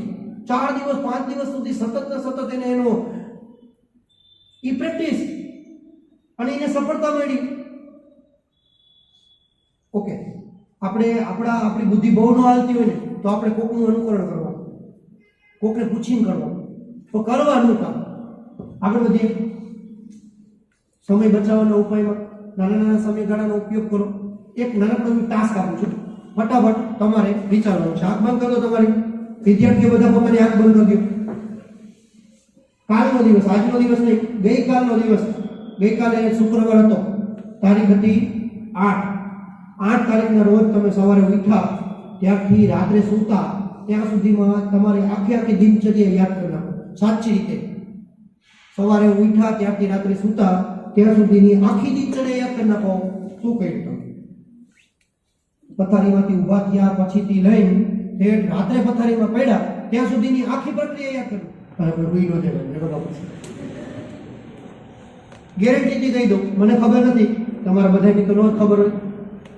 એટલું ફાઇનલી છે કે આખા દિવસમાં તમારા પાસે મિનિમમ 3 કલાક એવી હશે, 3 કલાક કે જેમાં તમે કંઈ નહીં કર્યું, કાંઈ જ નહીં, સૂતાય નહીં હોય, મોબાઈલ નહીં, ટીવી નહીં, ગપ્પાય નહીં, રહીમાય નહીં, કંઈ નહીં. આવી મિનિમમ 3 કલાક મળી છે. તમે પ્રામાણિકતાથી જો તમારા જાત સાથે વાર્તાલાપ કર્યો હશે તો તમને જવાબ મળ્યો છે. 3 કલાક મિનિમમ દરેક વિદ્યાર્થીએ એવી વેસ્ટ કરી નાખી હશે જે જેમાં કાંઈ નહીં કર્યું હોય. કેવી રીતે? દાખલા કે કાલે એવું બન્યું કે લાઈટ વહી ગઈ, સોફા ઉપર બેઠા હતા આપણે, જમવાની હજી વાર હતી, કાંઈ જ ન કર્યું, સોફા પર એમની બેઠા પીછાઈ જાય. આવી રીતે 3 કલાક તમને મળી હશે. બોલો, એનો મતલબ એમ કે આપણે આપણા જીવનમાં આવી કલાકોને કલાકો વેડફી નાખશે. જીવનમાં તો ભલે વેડફી, પણ 12મા ધોરણમાં વેડફી નાખશો તો 12મું વેડફાઈ જશે. તો આવા નાના સમયગાળાને સમજો અને એનો ઉપયોગ કરો. હોશિયાર વિદ્યાર્થી માટે તો ગુરુજનો એમ કહેતા હોય કે રિસેસનો ઉપયોગ કરી લેવો. પછી નાટક બાજુ શું કરતો હોય, પરીક્ષાના દિવસે પપ્પા સ્કૂટરમાં મૂકવા આવે ને તો પાછળ બેઠો હોય તો એમાંય ચોપડી વાંચતો. પરીક્ષા સેન્ટરમાંથી ચોપડી વાંચતો. આખા વર્ષ દરમિયાન જેને સમયનો ઉપયોગ કર્યો એને છેલ્લે આવું ન કરવું પડે. ક્યારેક તો એવું બને કે પરીક્ષા સેન્ટરમાં જાય ને તો બહાર બધા લાઈનમાં ઉભા રહે તો અહીંયા લાઈનમાં વાંચતા. બોલો, આ તો શું કેવું? એટલે એ બધું ખોટું છે. સાયકોલોજી તો એમ કે છે કે પરીક્ષા પહેલા 1 કલાક કે 2 કલાક પહેલા તમારે કોઈ પણ અભ્યાસનું કામ નહીં કરવાનું, તને ગમતું કામ કરવાનું. ગીત સાંભળી લેવાનું, ટીવી થોડું જોઈ લેવું તો છાપું વાંચી લેવાનું, કારણ કે એકદમ ફ્રેશ થવું જોઈએ મગજ તમારું. બસ ગૂંચવાવું ન જોઈએ. તમે વાંચશો તો તમારું મગજ ગૂંચવાશે. એટલે પરીક્ષાના સમયે આ છે. તો નાના સમયનો ઉપયોગ કરશો તો એવું છેલ્લે નહીં કરવું પડે. અને કોઈ એમ કહેતું હોય કે મારી પાસે સમય નથી તો એ રોંગ છે. બધા પોતાના સમયના માલિક છે. ઓલા વિષયની આપણે ગણતરી કરી તો 75 કલાક એક વિષયના આવ્યા, 75 ના 80 કરવા એ આપણા હાથમાં છે. કેટલાક લોકો ધારશે તો 75 ના 100 કરી શકશે. 100 દિવસ અને 7 વિષય અને બધા વિષયના 100 કલાક. અત્યારે 8 કલાક મહેનત કરવા સિવાય કામ શું છે? નથી ટ્યુશન, આપણે નથી સ્કૂલ, એટલું બધું સમય ચાલે. એક વિષયની 100 કલાક સરસ મહેનત કરી શકીએ. આગળ વધીએ. સમય બગાડવાનો હોય, સમય નથી, મારી પાસે નથી, હવે આ સમય કંઈક પ્રાપ્ત કરવાનો છે. આપણી સોચ ક્રિએટ કરવા માટેની વાતો છે. આગળ વધીએ તો 5મો મુદ્દો છે કે સ્વસ્થ મન અને સ્વસ્થ શરીર પણ તો જ મહેનત થાય. કોઈ વ્યક્તિ બીમાર હોય ને આપણે એને એમ કે તું આટલું વાંચી જાય, આટલું પાકું કરી નાખ, તો ન કરી શકે. બીજી પ્રકારની બીમારી પણ હોઈ શકે. કોઈકને માથું દુખે, કોઈકને બીજી બધી તકલીફ હોય, કોઈકને કોઈ ગંભીર રોગ હોય, આવું પણ બની શકે છે. પણ છતાંય તમે જો ભગવાને તમને સાજા કરવા રાખ્યા છે, અત્યારે 2 હાથ પગ આપ્યા છે, મગજ આપ્યું, આંખો આપી છે, સામાન્ય છો તમે. તમે સામાન્યમાં આવો. બધા તમે સ્પેશિયલ ચાઇલ્ડ નથી. સ્પેશિયલ ચાઇલ્ડની વાતો થતી હોય તો બીજી કેટલી બધી થઈ શકે, પણ તમે સામાન્યમાં આવો છો. તો એક સામાન્ય વ્યક્તિ એ પણ સ્વસ્થ રહેવું પડે. ગેરંટીથી કહી દઉં, મને ખબર નથી, તમારા બધાની તો ન ખબર હોય. એટલું ફાઇનલી છે કે આખા દિવસમાં તમારા પાસે મિનિમમ 3 કલાક એવી હશે, 3 કલાક કે જેમાં તમે કંઈ નહીં કર્યું, કાંઈ જ નહીં, સૂતાય નહીં હોય, મોબાઈલ નહીં, ટીવી નહીં, ગપ્પાય નહીં, રહીમાય નહીં, કંઈ નહીં. આવી મિનિમમ 3 કલાક મળી છે. તમે પ્રામાણિકતાથી જો તમારી જાત સાથે વાર્તાલાપ કર્યો હશે તો તમને જવાબ મળ્યો છે. 3 કલાક મિનિમમ દરેક વિદ્યાર્થીએ એવી વેસ્ટ કરી નાખી હશે જે જેમાં કાંઈ નહીં કર્યું હોય. કેવી રીતે? દાખલા કે કાલે એવું બન્યું કે લાઈટ વહી ગઈ, સોફા ઉપર બેઠા હતા આપણે, જમવાની હજી વાર હતી, કાંઈ જ ન કર્યું, સોફા પર એમની બેઠા પીછાઈ રાઈટ. આવી રીતે 3 કલાક તમને મળી હશે. બોલો, એનો મતલબ એમ કે આપણે આપણા જીવનમાં આવી કલાકોને કલાક વેડફી નાખીએ. જીવનમાં તો ભલે વેડફી, પણ 12મા ધોરણમાં વેડફી નાખશો તો 12મું વેડફાઈ જશે. તો આવા નાના નાના સમયગાળાને સમજો અને એનો ઉપયોગ કરો. હોસ્ટેલ વિદ્યાર્થી માટે તો ગુરુજનો એમ કહેતા હોય કે વિશેષનો ઉપયોગ કરી લેવો.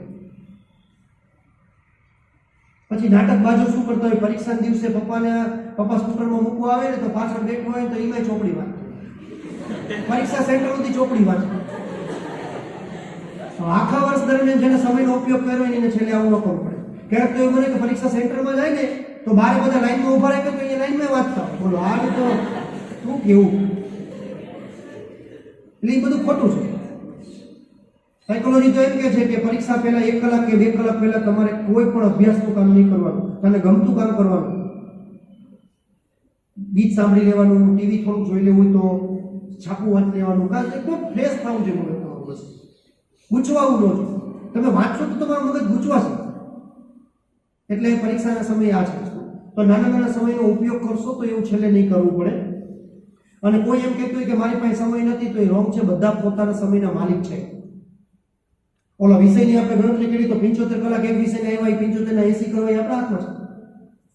કેટલાક લોકો ધારશે તો 75 ના 100 કરી શકશે. 100 દિવસ અને 7 વિષય અને બધા વિષયના 100 કલાક.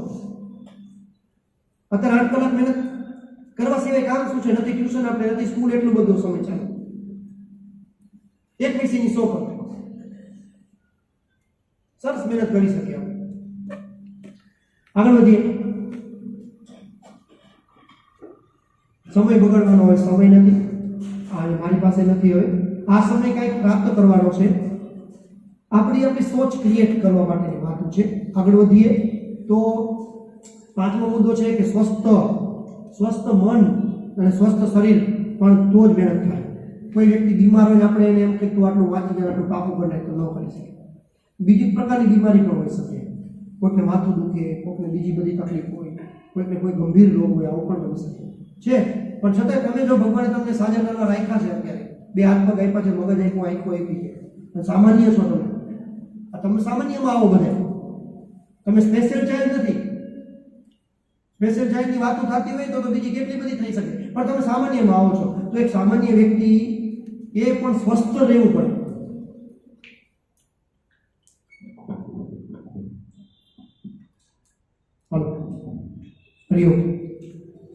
સ્વસ્થ રહેવા માટે શું કરવાનું છે? તો આટલી બાબત આપણે ધ્યાન દઈ દઈશું. સૌથી પહેલી વાત, પૂરતી ઊંઘ અને નિશ્ચિત સમય ઊંઘ. પૂરતી ઊંઘને કેટલી કલાક તમે આપો છો એ તમારે નક્કી કરવાનું છે. થોડુંક આનું મોઢું છે ને, કોનું મોઢું છે નામ ફેરવી નાખો. પ્રાર્થના, ધ્યાન, કસરત, સૂર્ય નમસ્કાર, આ બધી વાતમાં બહુ ડીપમાં નહીં જવું, પણ બહુ જરૂરી છે. કોઈ તમારી નજીકનું કોઈ એવી વ્યક્તિ હોય ને કે જેને ધ્યાનના ફાયદા મળ્યા હોય, કસરતના ફાયદા મળ્યા હોય, યોગા પ્રાણાયામના ફાયદા મળ્યા હોય, કારણ કે ભણતા વિદ્યાર્થીઓને તો ખૂબ જરૂરી છે, ખૂબ જ જરૂરી છે. સૂક્ષ્મ મનોરંજન 1 કલાક થઈ. આપણે છે ને ભણતા થાકી ન જાય, શરીર પેઇન ન કરવા માંડે ને, એના માટે થોડાક સમયના અંતરે આપણે ઊભું થઈ જવાનું. ઊભું થઈને રાઉન્ડ મારી લેવાનું, એકાદું ગીત સાંભળી લેવાનું, થોડીક મસ્તી કરી લેવાની મમ્મી પપ્પા સાથે, ભાઈ બહેન સાથે. જાજી નહીં હો, પણ અમુકને તો સૂક્ષ્મ મનોરંજન ચાલુ છે. આપણે કે હું ભણતા છે ગીત જ આપું છું, ચાલુ છે. આપણા મા બાપને ક્યાં ખબર કે આ છોકરી ખુલ્લી, માઇક્રોફોન ચાલુ, પ્લગ અને ગીત સાંભળે છે. સૂક્ષ્મ મનોરંજન. જો આવી રીતના કોઈ આપણે બનાવટ કરતા હોઈશું અત્યારે, તો આપણે યાદ રાખજો કે આપણા મા બાપ કે ગુરુજનો નથી બનાવતા, આપણે આપણી જાતને જ બનાવટ કરીએ છીએ. કારણ કે છેલ્લે નુકસાન તો કોને થવાનું છે? આપણને. એટલે એવું કરવાની છૂટી છે, પણ એ આપણી જાત સાથે જ આપણે બનાવટ કરશું. વામકુક્ષી, યુ નો અબાઉટ વામકુક્ષી? વામકુક્ષી એટલે શું, કોઈ ખબર છે? યસ, ડાબા પડખે શું?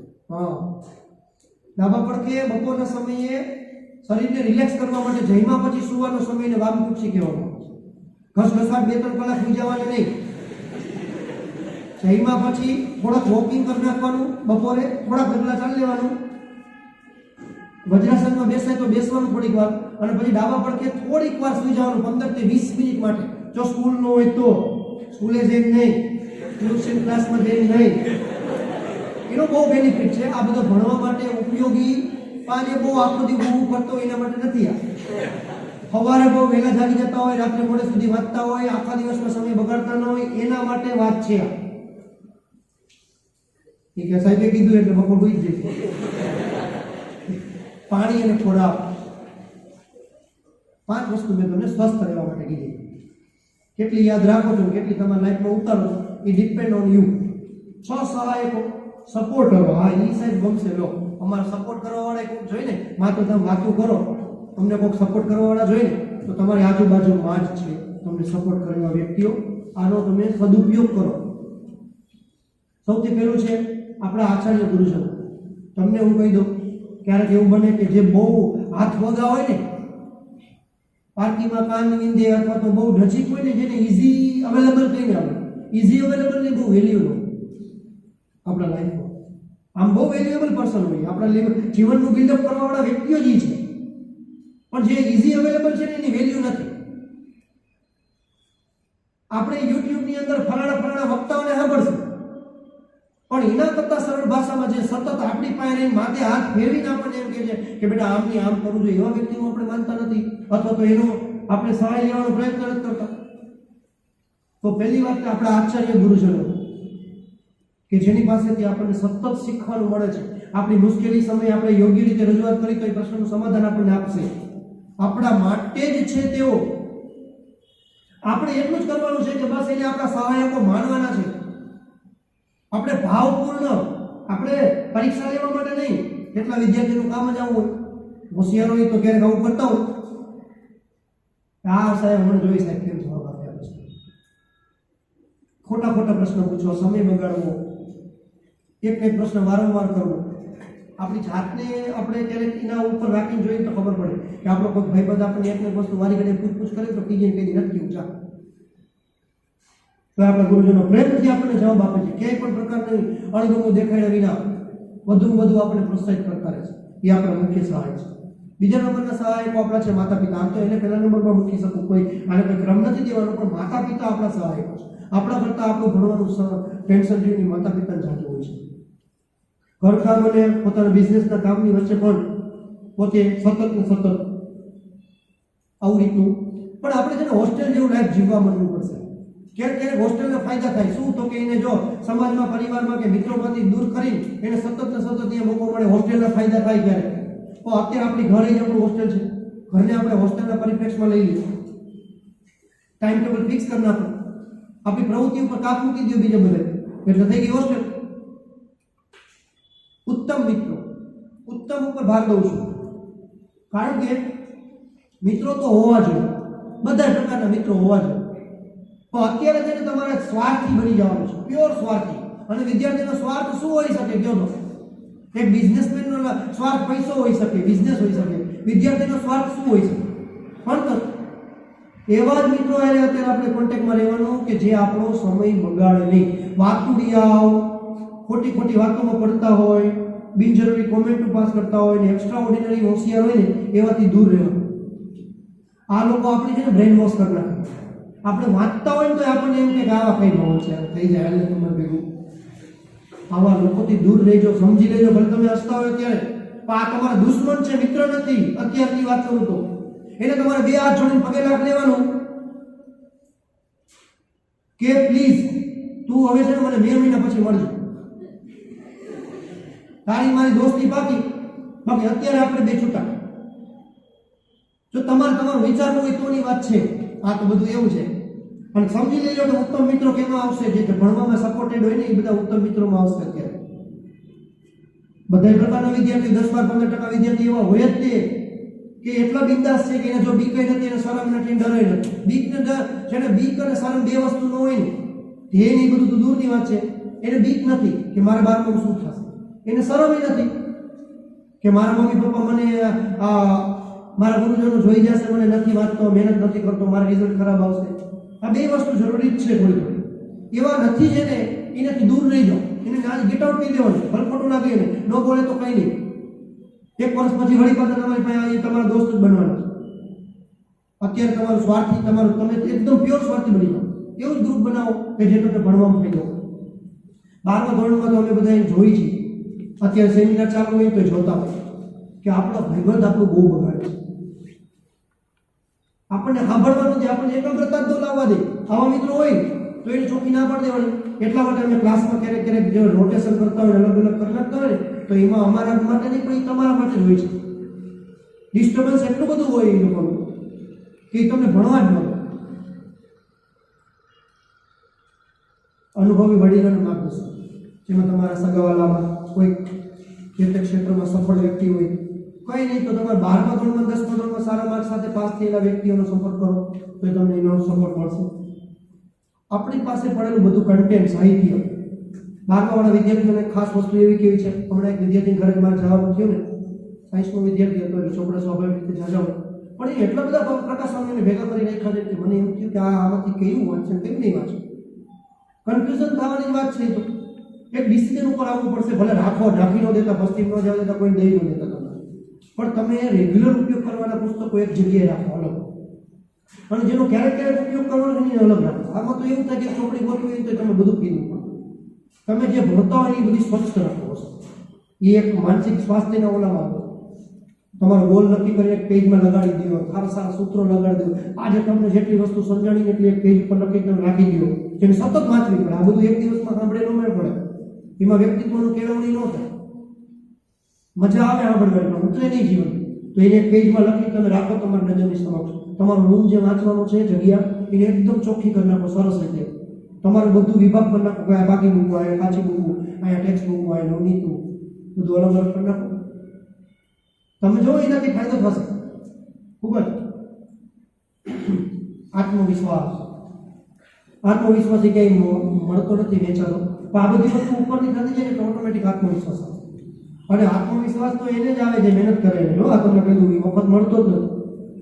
કોઈ એમ કહેતું હોય કે હું તને આત્મવિશ્વાસ અપાવી દઉં હાલ, અથવા આ વિડીયો સાંભળીને જોઈ લે તારે આત્મવિશ્વાસ વધશે. ના, આત્મવિશ્વાસ મહેનતુ વ્યક્તિને જ આવે છે, મહેનત કરે એને જ આવે છે. બાકી આત્મવિશ્વાસ એ પૂરક છે. એવી મહેનત કરી નથી એવો આત્મવિશ્વાસ આવ્યો ને. હા, પોઝિટિવ વિચારસરણી એ પાછી અલગ વસ્તુ થઈ ગઈ. પણ એ હકારાત્મક વિચારસરણી, નકારાત્મક વિચારસરણી એ બધું કોને લાગે જે મહેનત કરે એને. પણ મહેનત કરતા કરતા કરતા અવરોધો આવે અને એ અવરોધોને ગણવા નહીં, એને કહેવાય હકારાત્મક વિચાર. નેગેટિવ પોઝિટિવ ની આ છે. બાકી આત્મવિશ્વાસ તો તરત જ આવશે. તમે જે એ બે ભાઈઓ છે, સગા ભાઈઓ છે. અથાગ મહેનત ઇઝ ઇક્વલ ટુ આત્મવિશ્વાસ, સાથે સાથે જ આવશે. સિનોનિમ જ છે. પછી આપણે વાત કરી બસ એને 4 વિષય લખ્યા છે. ગણિત વિજ્ઞાન 10મા વાળા માટે લખ્યા છે, આંકડાશાસ્ત્ર નામનું મેં કોમર્સ માટે લખ્યું છે, અને સાયન્સ વાળા તમારે જે તમતાર જે નામ લખવું હોય તમારી રીતે વિચારી શકો છો. પણ ખાલી સમજાવવું છે. અમે જે ગણિતના શિક્ષકો હોય કે આંકડાશાસ્ત્રના શિક્ષકો હોય ને, એને જ્યારે ગણવાના વિષયોમાં બાળક નબળું હોય કે એમ કે મને આ એક વિષય બહુ સાહેબ અઘરો પડે છે, અને એમાં ખાસ કરીને છેલ્લા કેટલાક વર્ષોથી તો ગણિતને પણ બદનામ કરી નાખવામાં આવ્યું છે. 10મા વાળા વિદ્યાર્થીઓને હમણાં જ વાત કરું કે 9મા વાળા વિદ્યાર્થીઓને ગયા વર્ષે એવું પૂછવામાં આવ્યું કે કયો વિષય સહેલો પડે, કયો વિષય અઘરો પડે, તો 80 કે 85% વિદ્યાર્થીઓ એમ લખ્યું હતું ગણિત મને અઘરો પડે છે, ગણિત મને ગમતો નથી. આ બધાની કમનસીબી છે. ક્યાંક અમે ઉણા ઉતર્યા એમાં, ક્યાંક તમે ઉણા ઉતર્યા, કંઈક આપણી સિસ્ટમ ઉણી ઉતરી. પણ આ બધા વિષય તો કેવા છે ખબર છે? એ વિષયનો લાભ બીજાને મળે એવો છે. તમે માર્ક કરજો. તમે એમ માનશો કે સમાજ વિદ્યા સારું છે પણ ગણિત નબળું છે, ઇકોનોમિક્સ ને બીએ સારું છે પણ મારું આંકડાશાસ્ત્ર નબળું છે. આવા વિદ્યાર્થી જૂજ જ હશે, આવ જૂજ.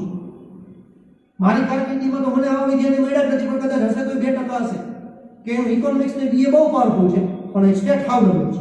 સાહેબ કોમર્સ વાળા સાહેબ મારી વાત સાથે કદાચ સમજતા છે. કેમ આવું? તો પહેલી વાત એ કે ગણિત છે ને, ગણિત એ માત્ર ગણિત નથી પણ ગણિતમાં કેટલું બધું આવી જાય છે. જેનો ગણિત પાવરફુલ થશે ને, ગણતરીના વિશે હું કહું છું. ગણિતનો મતલબ મારો એવો ન કરતા ગણિતની વાત, આંકડાશાસ્ત્ર નામું કે પછી હવે સાયન્સમાં તે ગણતરીમાં જેટલું આવતું હોય. અમને 10મા ધોરણમાં ભણતા ને ત્યારે એક અમારે અલ્ગોરિધમ નામનું ચેપ્ટર આવતું જૂના કોર્સમાં. એમાં એક અલ્ગોરિધમ નામનું ચેપ્ટર હતું. એમાં એક આવતું એરિથમેટિકલ અને લોજિકલ યુનિટ. કોમ્પ્યુટરની અંદર એક એવો વિભાગ, એવી રીતે આપણા મગજની અંદર પણ ભગવાને એક એવી ચિપ ફિટ કરી દીધી છે. મગજના સૂક્ષ્મ ભાગ છે કે તમારે જ્યારે ભાગવાનું થાય ત્યારે એ ભાગ સક્રિય થઈ જાય, તમારે એલર્ટ થવાનું થાય ત્યારે એ ભાગ સક્રિય થઈ જાય. જ્યારે તમારે ગણતરી કરવાની થાય ને, લોજિક ઉખાણા શોધવાના હોય, કોઈ તમારે કાઉન્ટ કરવું હોય, ગણતરી કરવી હોય, લોજિક જે આવે ને ત્યાં એ એટલો મગજનો એક સ્પેશિયલ ભાગ છે, મગજનો એક પ્રોપર ભાગ છે, એ જ એક્ટિવ બને છે. એટલે આંકડાશાસ્ત્ર ગણો, નામું ગણો કે એકાઉન્ટ ગણો, આપણે પેલું ગણિત ગણતા હોય ને ત્યારે ગણતરીના કોઈ પણ વિષય તમે જ્યારે કરતા હોય ને ત્યારે એ ત્યારે જ એક્ટિવ થાય છે. બાકી સમાજ વિદ્યા કરતા, ગુજરાતી કરતા, ઇકોનોમિક્સ કરતા એ વિભાગ એક્ટિવ થતો નથી. હું કોઈ વિષયની ઓળી નથી કરતો, પણ આ હકીકત સાબિત થઈ ગયેલી વસ્તુ. બીજા વિષય માટે થઈને તમારે ગણિતને કરવું પડશે, ગણતરીના વિષયો કરવા પડશે તમારે. એનો લાભ મળે તો મને તો યાદ છે, અમારા સાહેબ એમ કહેતા મને કે ઇકોનોમિક્સને બીએ વાંચતા વાંચતા કંટાળો આવે તો થોડીક વાર એક સ્ટેટ લઈને બેસી જાઓ. અને અમે સ્ટેટ એવી રીતે જ કર્યું, સ્ટેટને સ્પેશિયલ નહીં. સ્ટેટ તો જ્યારે બીજા વિષય કરીને થાકી જાય, કંટાળી જાય ત્યારે જ અમે સ્ટેટને એકાઉન્ટ લેતા. કારણ કે પછી ઊંઘ ઉડી જાય, સ્ટેટ કરવા બે ઊંઘ આવે એવું બને તો એનો મતલબ એ કરતો જ નહીં, તો જોઈ ગયું લખતો હોય તો ઊંઘ આવે. વિચાર કરો તમે, હાલો ગણતરી કરતા ગણતરીના કોઈ પણ વિષય તમારા હાથમાં હશે ત્યારે તમને ઊંઘ આવશે નહીં આવે. તો ગણિતનો, એકાઉન્ટનો, ગણતરીના વિષયનો બીજા વિષયમાં લાભ મળે એમ છે. પછી તમે જુઓ કે ઇકોનોમિક્સ ને બીએ ની અંદર તમારે પોઈન્ટ પાકા કરવા હોય ને તો એ ગણિત પાવરફુલ, તમારું આંકડાશાસ્ત્ર પાવરફુલ થશે એટલે ઓટોમેટિક તમને એમાં બેનિફિટ મળશે. બાકી વિષય તો બધા મહત્વના છે, કોઈ વિષયની કમ્પેરિઝન ન થાય ક્યારેય. પણ વસ્તુ આ છે, મને આ મુદ્દો એવો લાગ્યો કેવા જેવો, રિવિઝન બહુ બેસ્ટ વસ્તુ છે. આના ઉપર બહુ ચર્ચા થઈ કેમ છે, પણ સમય નથી હવે. ખૂબ જ મોર એન્ડ મોર અભ્યાસ, રિવિઝનની પણ એક સાયકોલોજી છે. સરે આજે શીખવાડ્યું, તમે પહેલી જ વખત કોઈ વસ્તુ શીખા એને તરત જ રિવિઝન કરવું. હોશિયાર તો એ છે અને વધારે તો એ મેળવી લે છે કે 30% વધારે અભ્યાસ તમારે મેળવવો હોય ને સાહેબ પાસેથી તો તમે જે આજે કરાવવાનો એની એડવાન્સ કરીને જાઓ. તમે માની લો કે એવું નક્કી કર્યું કે આજે 7મો પાઠ સાહેબ આપણને સમજાવવાનો છે, સમજાય કે ન સમજાય, આજે 7મો પાઠ ઘરે વાંચી લો. પછી તમે 2 ક્લાસ, પછી બીજા બધા વિદ્યાર્થી જેટલું સમજશે ને એના કરતાં 30% તમે વધારે સમજશો. આ પહેલું ફાયદો. બીજું જેવું ચાલી જાય ને એવું તરત જ રિવિઝન, તરત એટલે જો રિસેસમાં ટાઈમ મળે તો રિસેસમાં, ઘરે જઈને ટાઈમ મળે તો ઘરે જઈને, પણ તરત જ રિવિઝન કરો. 24 કલાકે, 48 કલાકે, પછી સીધું જ તે એક મોટો ગેપ પડી જાય એટલે હશે. આ ક્રમે રિવિઝન થાય. આ બધા મગજના નિયમો છે, સાયકોલોજી છે, એ તમને યાદ નહીં થશે, કાયમ માટે સ્મૃતિપટ ઉપર છપાઈ જશે. કેટલાક લોકો ગોખણપટ્ટી કરતા હોય છે, બધા પ્રશ્નો ગોખીને પાકા કરે, તો જેની છે સિસ્ટમ પાકું કરવાનું. પરંતુ જો આ થિયરી પ્રમાણે કામ કરવામાં આવે, રિવિઝન કરવામાં આવે તો એ ખરેખર મગજમાં સ્ટોર થતું છે. એની એક બધી મગજ એના સિદ્ધાંતો પ્રમાણે કામ કરે છે. રિવિઝન, સમયપત્રકની વાત આપણે અગાઉ થઈ ગઈ, પણ વારંવાર સમયપત્રક ફાડી નાખતા હોય તો એનો મતલબ તમે રોંગ ટાઈમ ટેબલ બનાવો છો. તમારે સમયપત્રક બનાવતા પહેલા પહેલો સિદ્ધાંત શું જોવાનો? સમય, દિવસો, કલાક વિશે બધા જોઈ લીધા, પછીનું શું જોવાનું? બીજું એ જોવાનું મારી કેપેસિટી કે 5 કલાક છે તો મારે 5 કલાકનું ટાઈમ ટેબલ બનાવવું. હવે કેપેસિટી 5ની છે ને આપણે કલાક 8 બનાવી છે તો પહેલા દિવસથી નિષ્ફળતા મળશે. એટલે આપણને શું થશે કે મને તમારા ટાઈમ ટેબલ પ્રમાણે મને થતું જ નથી કામ, તો મારે કેમ કરવું? આવું 2-3 વખત થાય એટલે પછી આપણે ટાઈમ ટેબલ બનાવવું નથી. ટાઈમ ટેબલ ખૂબ જરૂરી છે, ખૂબ જ જરૂરી છે. તમારે જો માર્ક કરવું તો કરી લો. તમે સવારે 5 વાગ્યાનો અલાર્મ મૂકતા હો, તમે જો તમારી ધ્યેય હોય કે મારે 5 વાગે ઉઠી જ જવું છે તો પહેલા દિવસે અલાર્મથી જાગશો. પહેલા દિવસે કદાચ અલાર્મથી નહીં જવાનું, અલાર્મ બંધ થઈ જશે પણ આપણે ચાલુ નહીં થાય. બીજા દિવસે આપણો અલાર્મ બીજા લોકો સાંભળીને આપણે ઝઘડો આવશે કે આ અલાર્મ બંધ કર. ત્રીજા દિવસે આપણે અલાર્મથી જાગી જશે. ચોથા દિવસે જો તમે ખરેખર સિદ્ધથી જો કામ કરતા હશો ને પૂરેપૂરી પ્રેરણાથી, ધ્યેયથી, તો 5મા દિવસે અલાર્મ પહેલા તમે જાગી જશો. ગેરંટી. આ અનુભવ મારા સાથે છે. હું દરરોજ અલાર્મ મૂકું પણ અલાર્મ વાગીની પહેલા દૂર થઈ જાઉં. મને ખબર છે મારો અલાર્મ બીજા બધાને ડિસ્ટર્બ કરશે એટલે પછી તો ધીમે ધીમે ક્યારેક તો અલાર્મ મૂકવાનું બંધ કરી દીધું. 5:30 થયા નથી મારી અહીં બગડી નિયમિતપણે રાત્રે ગમે એટલા વાગે શું પણ આ ફાઇનલ થઈ ગયું. કારણ કે આપણા શરીરની અંદર ભગવાને એક ઘડિયાળ ફિટ કરી છે. જો એ ઘડિયાળ ફિટ ન કરી હોત ને તો 12 વાગે ગલુડિયા ન બોલતા પેટમાં. ટાઈમે કેવી ભૂખ લાગી જાય છે કે લાગી જતી કોઈ કેવું પડે ને તમને કંઈક જંગલમાં મૂકી આવે તો એ બોલો ટાઈમ થાય એટલે ભૂખ લાગી જાય. ક્યાં ઘડિયાળ છે? ઘડિયાળ જોઈને ભૂખ લાગતી હોય તો એવું થવું જોઈએ ને. સાહેબ કેવી એને બાયોલોજિકલ ક્લોક કહેવાય. એનો ઉપયોગ તમે તમારા ભૂતરમાં કેવી રીતે કરી શકો? તો કે તમે છે ને એક જ જગ્યા ફિક્સ કરી નાખો. તમારે આ ખરેખર વાત કરું છું. આ તમારા ગુરુજીએ તમને વાત કરેલી જ હશે, હજી કરશે. તમે તમારા ઘરમાં ભણવાની જગ્યા ફિક્સ કરી નાખો. એનાથી એક ઓરા ક્રિએટ થશે ઘરમાં કે હા ભાઈ કેમ પૂજા પાઠની જગ્યા જોજો તમે, એ જગ્યાએ રેગ્યુલર પૂજા પાઠ થતા હોય ને એ જગ્યાનો એક ઓરા હોય. કોઈ માને કે ન માને, હું માનું છું. નંબર 2, તમારો જગ્યા ફિક્સ કરવાનો, સમય ફિક્સ કરવાનો. એટલે એ સમય એ વિષય ન યાદ આવે તો તમે જોજો લો. તમે નક્કી કરી લો કે સવારે 7 થી 8 રાતનો જે ટાઈમ છે એમાં કોઈ એક ફિક્સ 2 કલાક કરી 7 થી 9 દરમિયાન મારે એકાઉન્ટ લઈને બેસવું છે. તમે આ પ્રયોગ ખાલી 15 દી કરશો ને એટલે 16મા દિવસે તમને એ સમય એકાઉન્ટ બહુ ગમશે. આ બધી સાયકોલોજી કામ કરશે. તમે ઘડી વડે વિષય ફેરે ફેરે કરશો તો બધું અધૂરું જ રહી જશે. અમુક કોઈ દી એમાંથી નવરાટ ન થાય. કેવા ટાઈમ ટેબલ બનાવે ખબર છે? એક કલાકનો ટાઈમ ટેબલ બનાવે. 7 થી 8 એકાઉન્ટ, 8 થી 9 સ્ટેટિસ્ટિક, 9 થી 10 આ વિષય. પછી ઘડી વડી વિષય બદલાવાના. એ થિયરી બહુ ખોટી છે તમારી. તમે 7 થી 8 સ્ટેટિસ્ટિક કર્યું, માન મજા આવી છે, દાખલા 5-6 થી ગણવાની ઈચ્છા છે, તમે મૂકીને પાછા છે એકાઉન્ટ લઈને બેસી જાવ તો તમારું અધૂરું રહી જશે બધું. ફિક્સ કરી નાખો સમય કરે, જગ્યા ફિક્સ કરી નાખો, સમય ફિક્સ કરો. એ સમય બદલો. યાદ કેમ રાખો? પેપરમાં સારા લખાણ માટેની નેટ પ્રેક્ટિસ. લખાણ છે એ ખાણ છે માર્કની. ખૂબ જ લખો.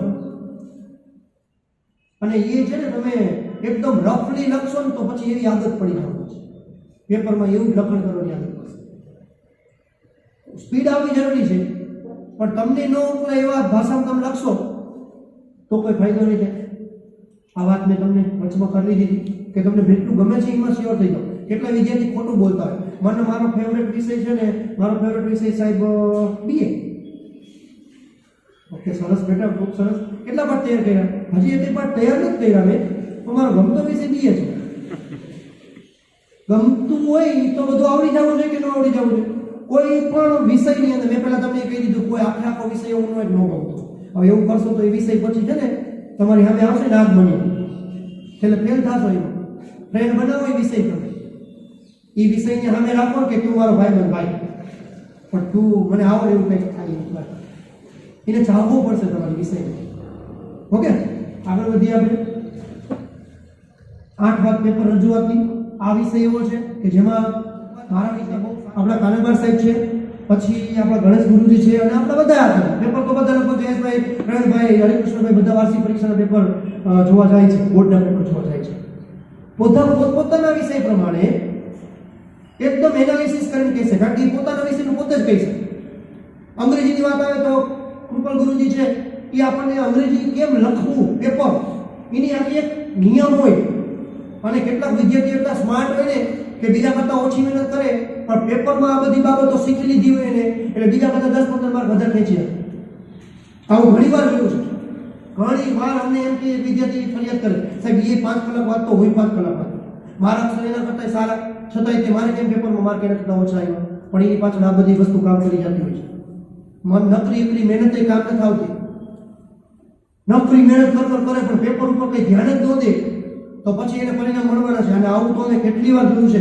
ગંભીર ભૂલ પેપરમાં કરી આવે, પેપરમાં પોતાના પેપર પેનની સાઈન ભૂલાઈ જાય, કંઈક કરતા કંઈક પેલું ડ્રેસનું અથવા શર્ટનું કંઈક ઓલું હોય એમાં ફસાઈ જાય, આખું પેપર ફાટી જાય. આવી તો કેટલી વસ્તુના અનુભવો અમારી સામે આવ્યા છે. પણ આ બધી જ વસ્તુ શીખવી હોય તમારે તો સ્કૂલમાં યોજાતી દરેક પરીક્ષા દેવાની. કેટલાક એક્સ્ટ્રા ઓર્ડિનરી હોશિયાર હશે ને એ છેલ્લે એવા બાના હેઠળ ઘરે રહેશે, હવે રીડિંગ ટાઈમ, હવે નથી દેવા પેપર. આ લોકો ઘણું ગુમાવશે, એને ઘરે બોલાવવા નહીં જાય કે એની 1 મહિનાની ફી પાછી નહીં આપે, એને બોલાવવા નહીં જાય ઘરે. પણ એટલું કહી દઉં છું, એવા મારી પાસે એવો અનુભવ છે વિદ્યાર્થીઓનો કે જે ઠેક સુધી આવ્યા, અમે બોલાવ્યા ત્યાં સુધી આવ્યા, એને કેટલું બધું મેળવ્યું છે. કારણ કે અમુક બાબતો તો છેલ્લે જ અમારા તરફથી નીકળતી હોય, અમે ત્યારે જ અમને યાદ આવતું કે આ વસ્તુ કહેવાની નથી, ભૂલવાની. આ સૂચના આપી દો, રિસિપ્ટ આપી સમજાવી, પેપર સમજાવી, બોર્ડના પેપર લાવી સમજાવી. કોઈક વિદ્યાર્થીએ બોર્ડના પેપર લખેલા હોય ને એ પેપર ગયા વર્ષે જે લોકોએ યુનિટ ટેસ્ટ દીધી હોય તો એવા સારા લાગતા હોય એવા પેપરનું કલેક્શન હોય અહીંયા. તો એ બધું જરૂરી છે. અને પેપર લખવા બાબતમાં હું આટલું તમને કંઈક મારી વાત પૂરી કરું છું કે બધી બાબતો બહુ મહત્વની છે અને તમારા શિક્ષકો તમને આ બધું કહી દેશે. પેપર સ્ટાઇલ પ્રમાણે આમાંથી કેટલીક વસ્તુ અત્યારે વાસ્તવિક ઓલું છે શું કહેવાય સાંપ્રત નથી.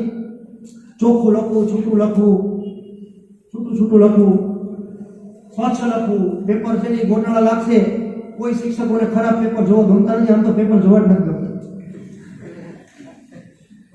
ભલે શિક્ષકો મને માફ કરે પણ પેપર જોવા કોઈથી કોઈને ગમતા નથી.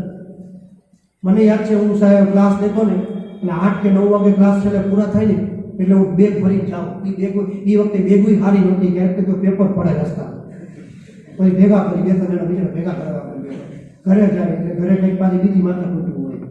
જમીન પછી ઊંઘ આવતી હોય બગાસા ખાતા પેપર જોઈ કાઢે. બીજા દિવસે સવારમાં મારી દેવાનું.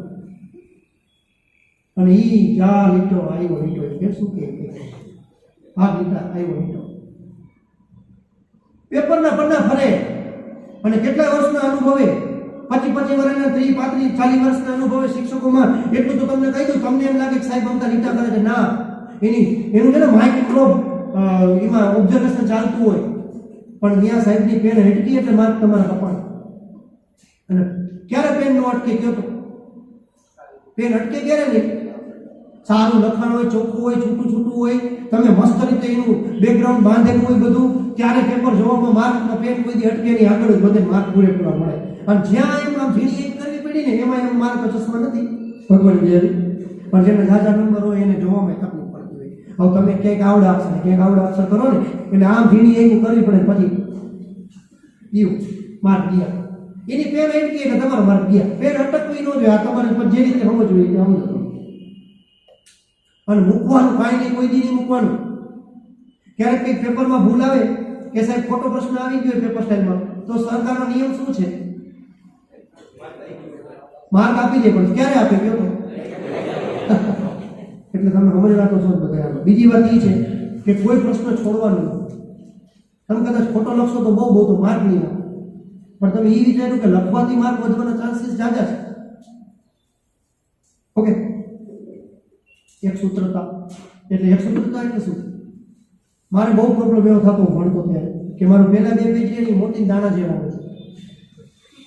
પછી ત્રીજા ચોથા પેજથી કાકડા ચાવલ નામ થઈ ગયા. પછી છેલ્લે તો પાણા થઈ ગયા.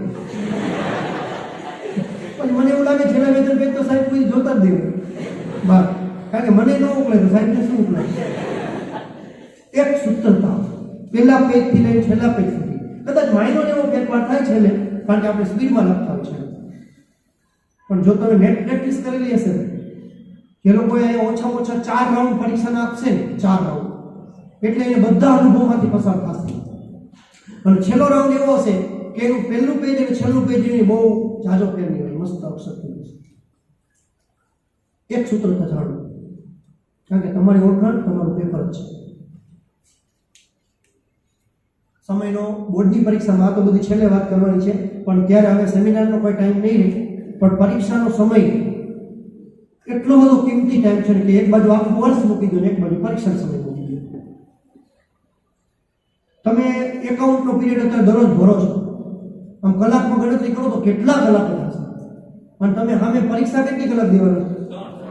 તો છતાંય તે મહત્વની દ્રષ્ટિએ વધી કેટલું ગયું? હવે એ 3 કલાકના પેપરમાં તમે એમ કહો હું તો 5 વાર પાડી દેવાની. હો ભાઈ, કોઈ ના ન પાડી. મૂર્ખા, સમય તારો મેળો છે. તું 10 વાર ઊભો થઈશ તો કોઈ ના નહીં પાડે. કદાચ નહીં કોરોનામાં તો નહીં જ ના પાડે. અમુક તો સેનિટાઈઝર કરી આવશે, માસ્ક કરી આવશે. અસ્તુ છેલ્લે પેપર ચેક કરી લેવું. નવ વાત સમજણ કેળવણી, આપણી ક્ષમતાને ઓળખી લે. કેટલાક લોકો હંમેશા છે ને પોતે પોતાની જાતને હંમેશા નબળી માનવા માટે ટેવાઈ ગયા હોય છે. મને ન થાય, મને ન આવડે, હું ન કરી શકું. તમારી ક્ષમતાને ઓળખી લો. તમે બહુ જ કરી શકો એમ છો. અસફળતા વિશે વિચારવાનું નહીં. મહેનતનો કોઈ વિકલ્પ નથી. કોઈ વસ્તુ મફત મળવાની નથી. 25,000 રૂપિયા દઉં તો પાસ થઈ જશે એવું મારા પપ્પા કંઈક ગોતી એવા છે. મહેનતનો કોઈ જ વિકલ્પ નથી. દુનિયામાં કોઈ પણ ક્ષેત્રમાં ભણતર હોય તો ભલે અને બીજું કોઈ પણ ક્ષેત્ર હોય તો ભલે. સ્વીકાર. અત્યારે જે સમય ચાલે છે, જે સંજોગ છે, જે વ્યક્તિઓ તમારી આજુબાજુમાં છે, ઘરે બહાર સ્કૂલે, એ બધાને મનથી સ્વીકાર લેશો ને તો તમારા કેટલાક પ્રશ્નો હલ થઈ જશે. તમારી પાસે ફરિયાદ નહીં મને આમ છે તેમ છે. અને તમારી ગમે એટલી ફરિયાદ 10 ફરિયાદનો સંતોષ આપશે ને તો 11ની ફરિયાદ આવશે ફોલ્ટ ગોતું કહું એમ, ફોલ્ટ ગોતું. એક રોગ છે, હતાશાને હટાવી દો, માનસિક ગ્રંથિઓ છોડી દો. કેટલાક એવા વેમમાં હાલતા હોય, હું આમ કરું તો મારે આમ થાય, મેં આ શર્ટ પહેર્યો છે મારું પેપર બહુ સારું થાય છે, એટલે એ બધા પેપર મેં એ શર્ટ જ પહેરે, ગંધાઈ ગયું હોય શર્ટ તો એ જ પહેરે. એટલે આ તો ખાલી એક ઉદાહરણ આપ્યું, બાજુવાળા મિત્રને મોં મળ્યા. સાંભળો, આ એક વાત કઈ માત્ર હસાવવા માટે, પણ આ ગ્રંથિઓ આવી નાની નાની તો કેટલી ગ્રંથિઓ છે કે મને છે ને હું બોલતા બોલતા વાંચું તો જ મને આવડે. મારા ઘરમાં એકદમ શાંતિ હોય. હવે એવી શાંતિ ક્યાંથી લેવા જ આવી? કારણ કે ઓલા નાના ટેણીયા બટેટીયા બધા ઘરે છે, કોઈ સ્કૂલે જતું નથી, કોકના મ્યુઝિક ચાલુ હોય. અરે આ બધી વસ્તુ સ્વીકાર લેવાની અને એ બધી માનસિક ગ્રંથિઓ કાઢી નાખે. અમુકને તો એવું હોય કે ભાવતું શાક ન બનાવ્યું તો આખો દી મોઢું છોડાવી બેઠો. હવે તું 12મા ધોરણમાં છું, પછી ખોટા લગાડજે, પછી ખાઈ લેજે વધારે. અત્યારે તું તારા ભણવામાં ધ્યાન દે, જે આ કંઈ ખાઈ લે તારા થાળીમાં કંઈ ખાઈ લે. અત્યારે એવું કચકચ કરવાનો ટાઈમ નથી, બરોબર? આત્મવિશ્વાસની જડીબુટી બધાને આપવામાં આવશે કે ટેન્શન લેને કા નહીં અને દેને કા બી નહીં. તો શું એવો એપ્રોચ આ તમે ગયા વર્ષે બનાવેલું છે, તો આ શબ્દ છે તો શું. હવે આમાં બહુ પાયલોટ વિદ્યાર્થી છે, સાહેબની એમ કહે છે બેટા તારાથી કે થયું નથી હોત તો મહેનત કર. તો શું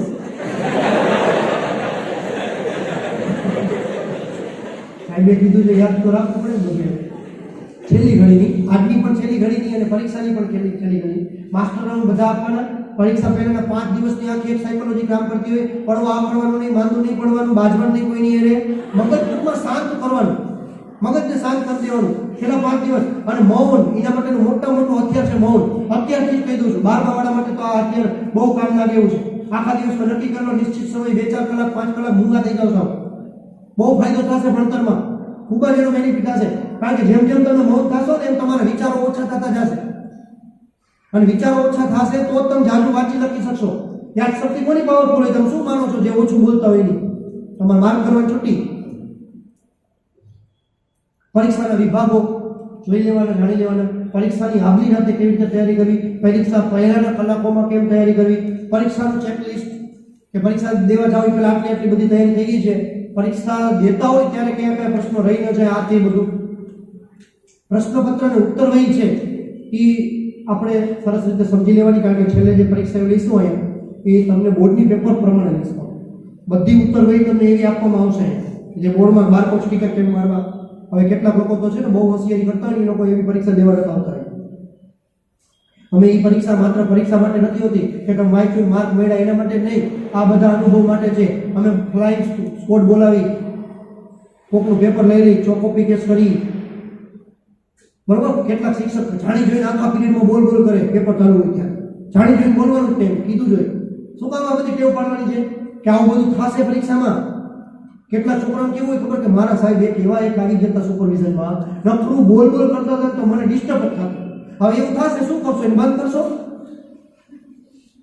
તમે નહીં કરી શકો અને આખું પેપર વહી જશે. પછી તમે ગમે તેને કહેશો શું ફાયદો પેપર વહી ગયો છે?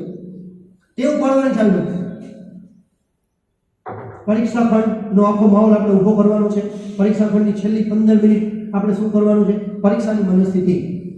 જ્યારે આપણે બહુ મોટી ભૂલો કરતા હોય છે, કહી દઉં કે પહેલી વાત તો એ કે આખું પેપર વાંચી જવાની બહુ મોટી ભૂલ કરીએ. અને ક્યારેક છે ને વિદ્યાર્થી લાઈફમાં આ બધાને અનુભવ થયા હશે કે આમ પેપર ખોલી મેં 10માં તો બોર્ડમાં પરીક્ષા દઈને આવ્યા તો બધા પેપર ખોલ્યા પછી આમ ધ્રાસકો પડે, ઓહ આજ મેં વાંચ્યું કે કઈ ન વાંચ્યું, મારા સાહેબે 80% કીધું હતું એમાંથી કઈ ન પૂછવાનું. કારણ કે આપણે પહેલી નજરે જે જોઈ છે ને એ બધું ઉપર છલી રીતે જોતા હોય છે. એટલે આપણું મગજ એની તરત એમ કે કઈ આ પ્રશ્ન નથી આવડતો, આ પ્રશ્ન નથી આવડતો, નેગેટિવ વિચારધારા ચાલુ છે. એવું નથી કરવાનું. ક્યારે આખું પેપર પરીક્ષા વાંચવાનું નહીં. એ જ પેપર શાંતિથી વિચારશો તો એમાંથી કેટલું એવું હશે કે ઓકે આ ઓલો જ પ્રશ્ન છે, ખાલી એને શબ્દો જ બદલી નહીં કરે, અથવા એનો જવાબ મને આવડે છે ભલે ન હોય પ્રશ્ન. અને એવું તો નહીં જોઈએ કે જે તમારા આખા વર્ષ દરમિયાન એક વખત તમારી નજર હેઠળથી પસાર ન થયું એવી કોઈ વસ્તુ નહીં પેપર જરાય નહીં. એવું તો બનશે જ નહીં. હવે આ વખતે તો નહીં જ કરે ગઈ, ખોટા પ્રયોગો તો નથી જ કરવાનું. તમારાથી ઈ ગયા છે, તમે મહેનત કરવાની છે તમારે. એટલે પેપર આખે કોઈથી જોઈ નહીં લેવાનું. બીજી એક ભૂલ કહી દઉં તમને હું, કેટલાક લોકો તો છેલ્લે 15 મિનિટમાં તો પોતાને કેટલા માર્ક આવશે ને એ તે પેપરમાં લખતા હોય. શું કરે ખબર? એક બધું ક્વેશ્ચન પેપર એક બધું આન્સર પેપર. ક્વેશ્ચન પેપર ને આન્સર પેપરમાં જોતા રહે. આમાં મને આ સાહેબ 5 માર્ક આપશે 5. આમાં આટલા વિકલ્પો સાચા પડે એવી ગણતરી છે. આ તમે શું કરો છો એ તમને ખબર નથી. તમે બીજા પેપરને તમારો આત્મવિશ્વાસ તોડો છો. આ ધંધો નહીં કરવાનો. નેવર. એક પેપર પૈતું એના વિશે કાંઈ ન વિચારો. હા, તમે કઈ એવી ગંભીર ભૂલ કરી હોય તમારા ધ્યાનમાં આવી તો બીજા પેપરમાં ન થાય એનું ધ્યાન રાખો. બાકી આ વસ્તુ કરવાની નહીં. બરોબર? આગળ વધીએ આપણે. તો આપણી પરીક્ષાની મનસ્થિતિ જેટલા મન ઉપર કંટ્રોલ રહેશે ને તો એનો ફાયદો તમને પેપરમાં મળશે. સ્થિર મગજ બનાવી નાખવાનું છે. તમે વિચારો કે પાણી ભરેલી ડોલ છે અને પાણી ભરેલી ડોલ છે એની અંદર પાણી છે, નીચે ધૂળ છે અથવા કચરો છે અને આપણે એકાદો સિક્કો નાખીએ છીએ અને પાણી જેવી ડોળી નાખીએ છીએ અને પછી આપણે સિક્કો જોવાનો પ્રયત્ન કરીએ તો આપણે નહીં દેખાય અથવા તો ધૂંધળો દેખાશે. અને એકદમ પાણી શાંત હશે, કચરો નીચે પડેલો હશે અને સિક્કો પડેલો હશે તો આપણે તરત દેખાશે. આવું જ કંઈક આપણા મનનું છે. આપણું મન રહ્યું આવા લિક્વિડથી બનેલું છે. આપણે જ્યારે જ્યારે વિચાર કરીએ છીએ ત્યારે લિક્વિડ દોડાઈ જાય છે. આપણું બધું પાછું એમાં જ પડેલું છે. એ કબાટમાં જ બધું ભરેલું છે. તે પહેલા જૂન મહિનાથી ભણેલા અત્યાર સુધી ભણેલું બધું આમાં ભરેલું છે. એ ક્યારે બહાર આવશે? કોઈ પણ સિક્કો તમારે જોવો હોય તો જોઈ ક્યારે આપશો? એ શાંત હશે. મનને એકદમ શાંત કરવાનું છે અને તમારે એના તરફ અત્યારે જવાનું છે. આજના મારા સેમિનારનો મુખ્ય હેતુ હોય તો એ છે કે તમારે એકદમ શાંત બનવાનું છે, મહેનતમાં ફાસ્ટ બનવાનું છે અને મનને શાંત બનાવવું છે અને તમારે તમારી સફળતા તરફ જવાનું છે. અમે આખી સાર્થક વિદ્યા મંદિર પરિવારની ટીમ તમને ખૂબ ખૂબ આશીર્વાદ આપી છે અને તમને ખૂબ ખૂબ બેસ્ટ ઓફ લક કહે છે. તમે પહેલા બેસ્ટ ઓફ લક તો રિઝલ્ટ માટે નથી કહેતો તમને, તમે મહેનત કરી શકો ને એવું વાતાવરણ સર્જાય એના માટે ઓલ ધ બેસ્ટ.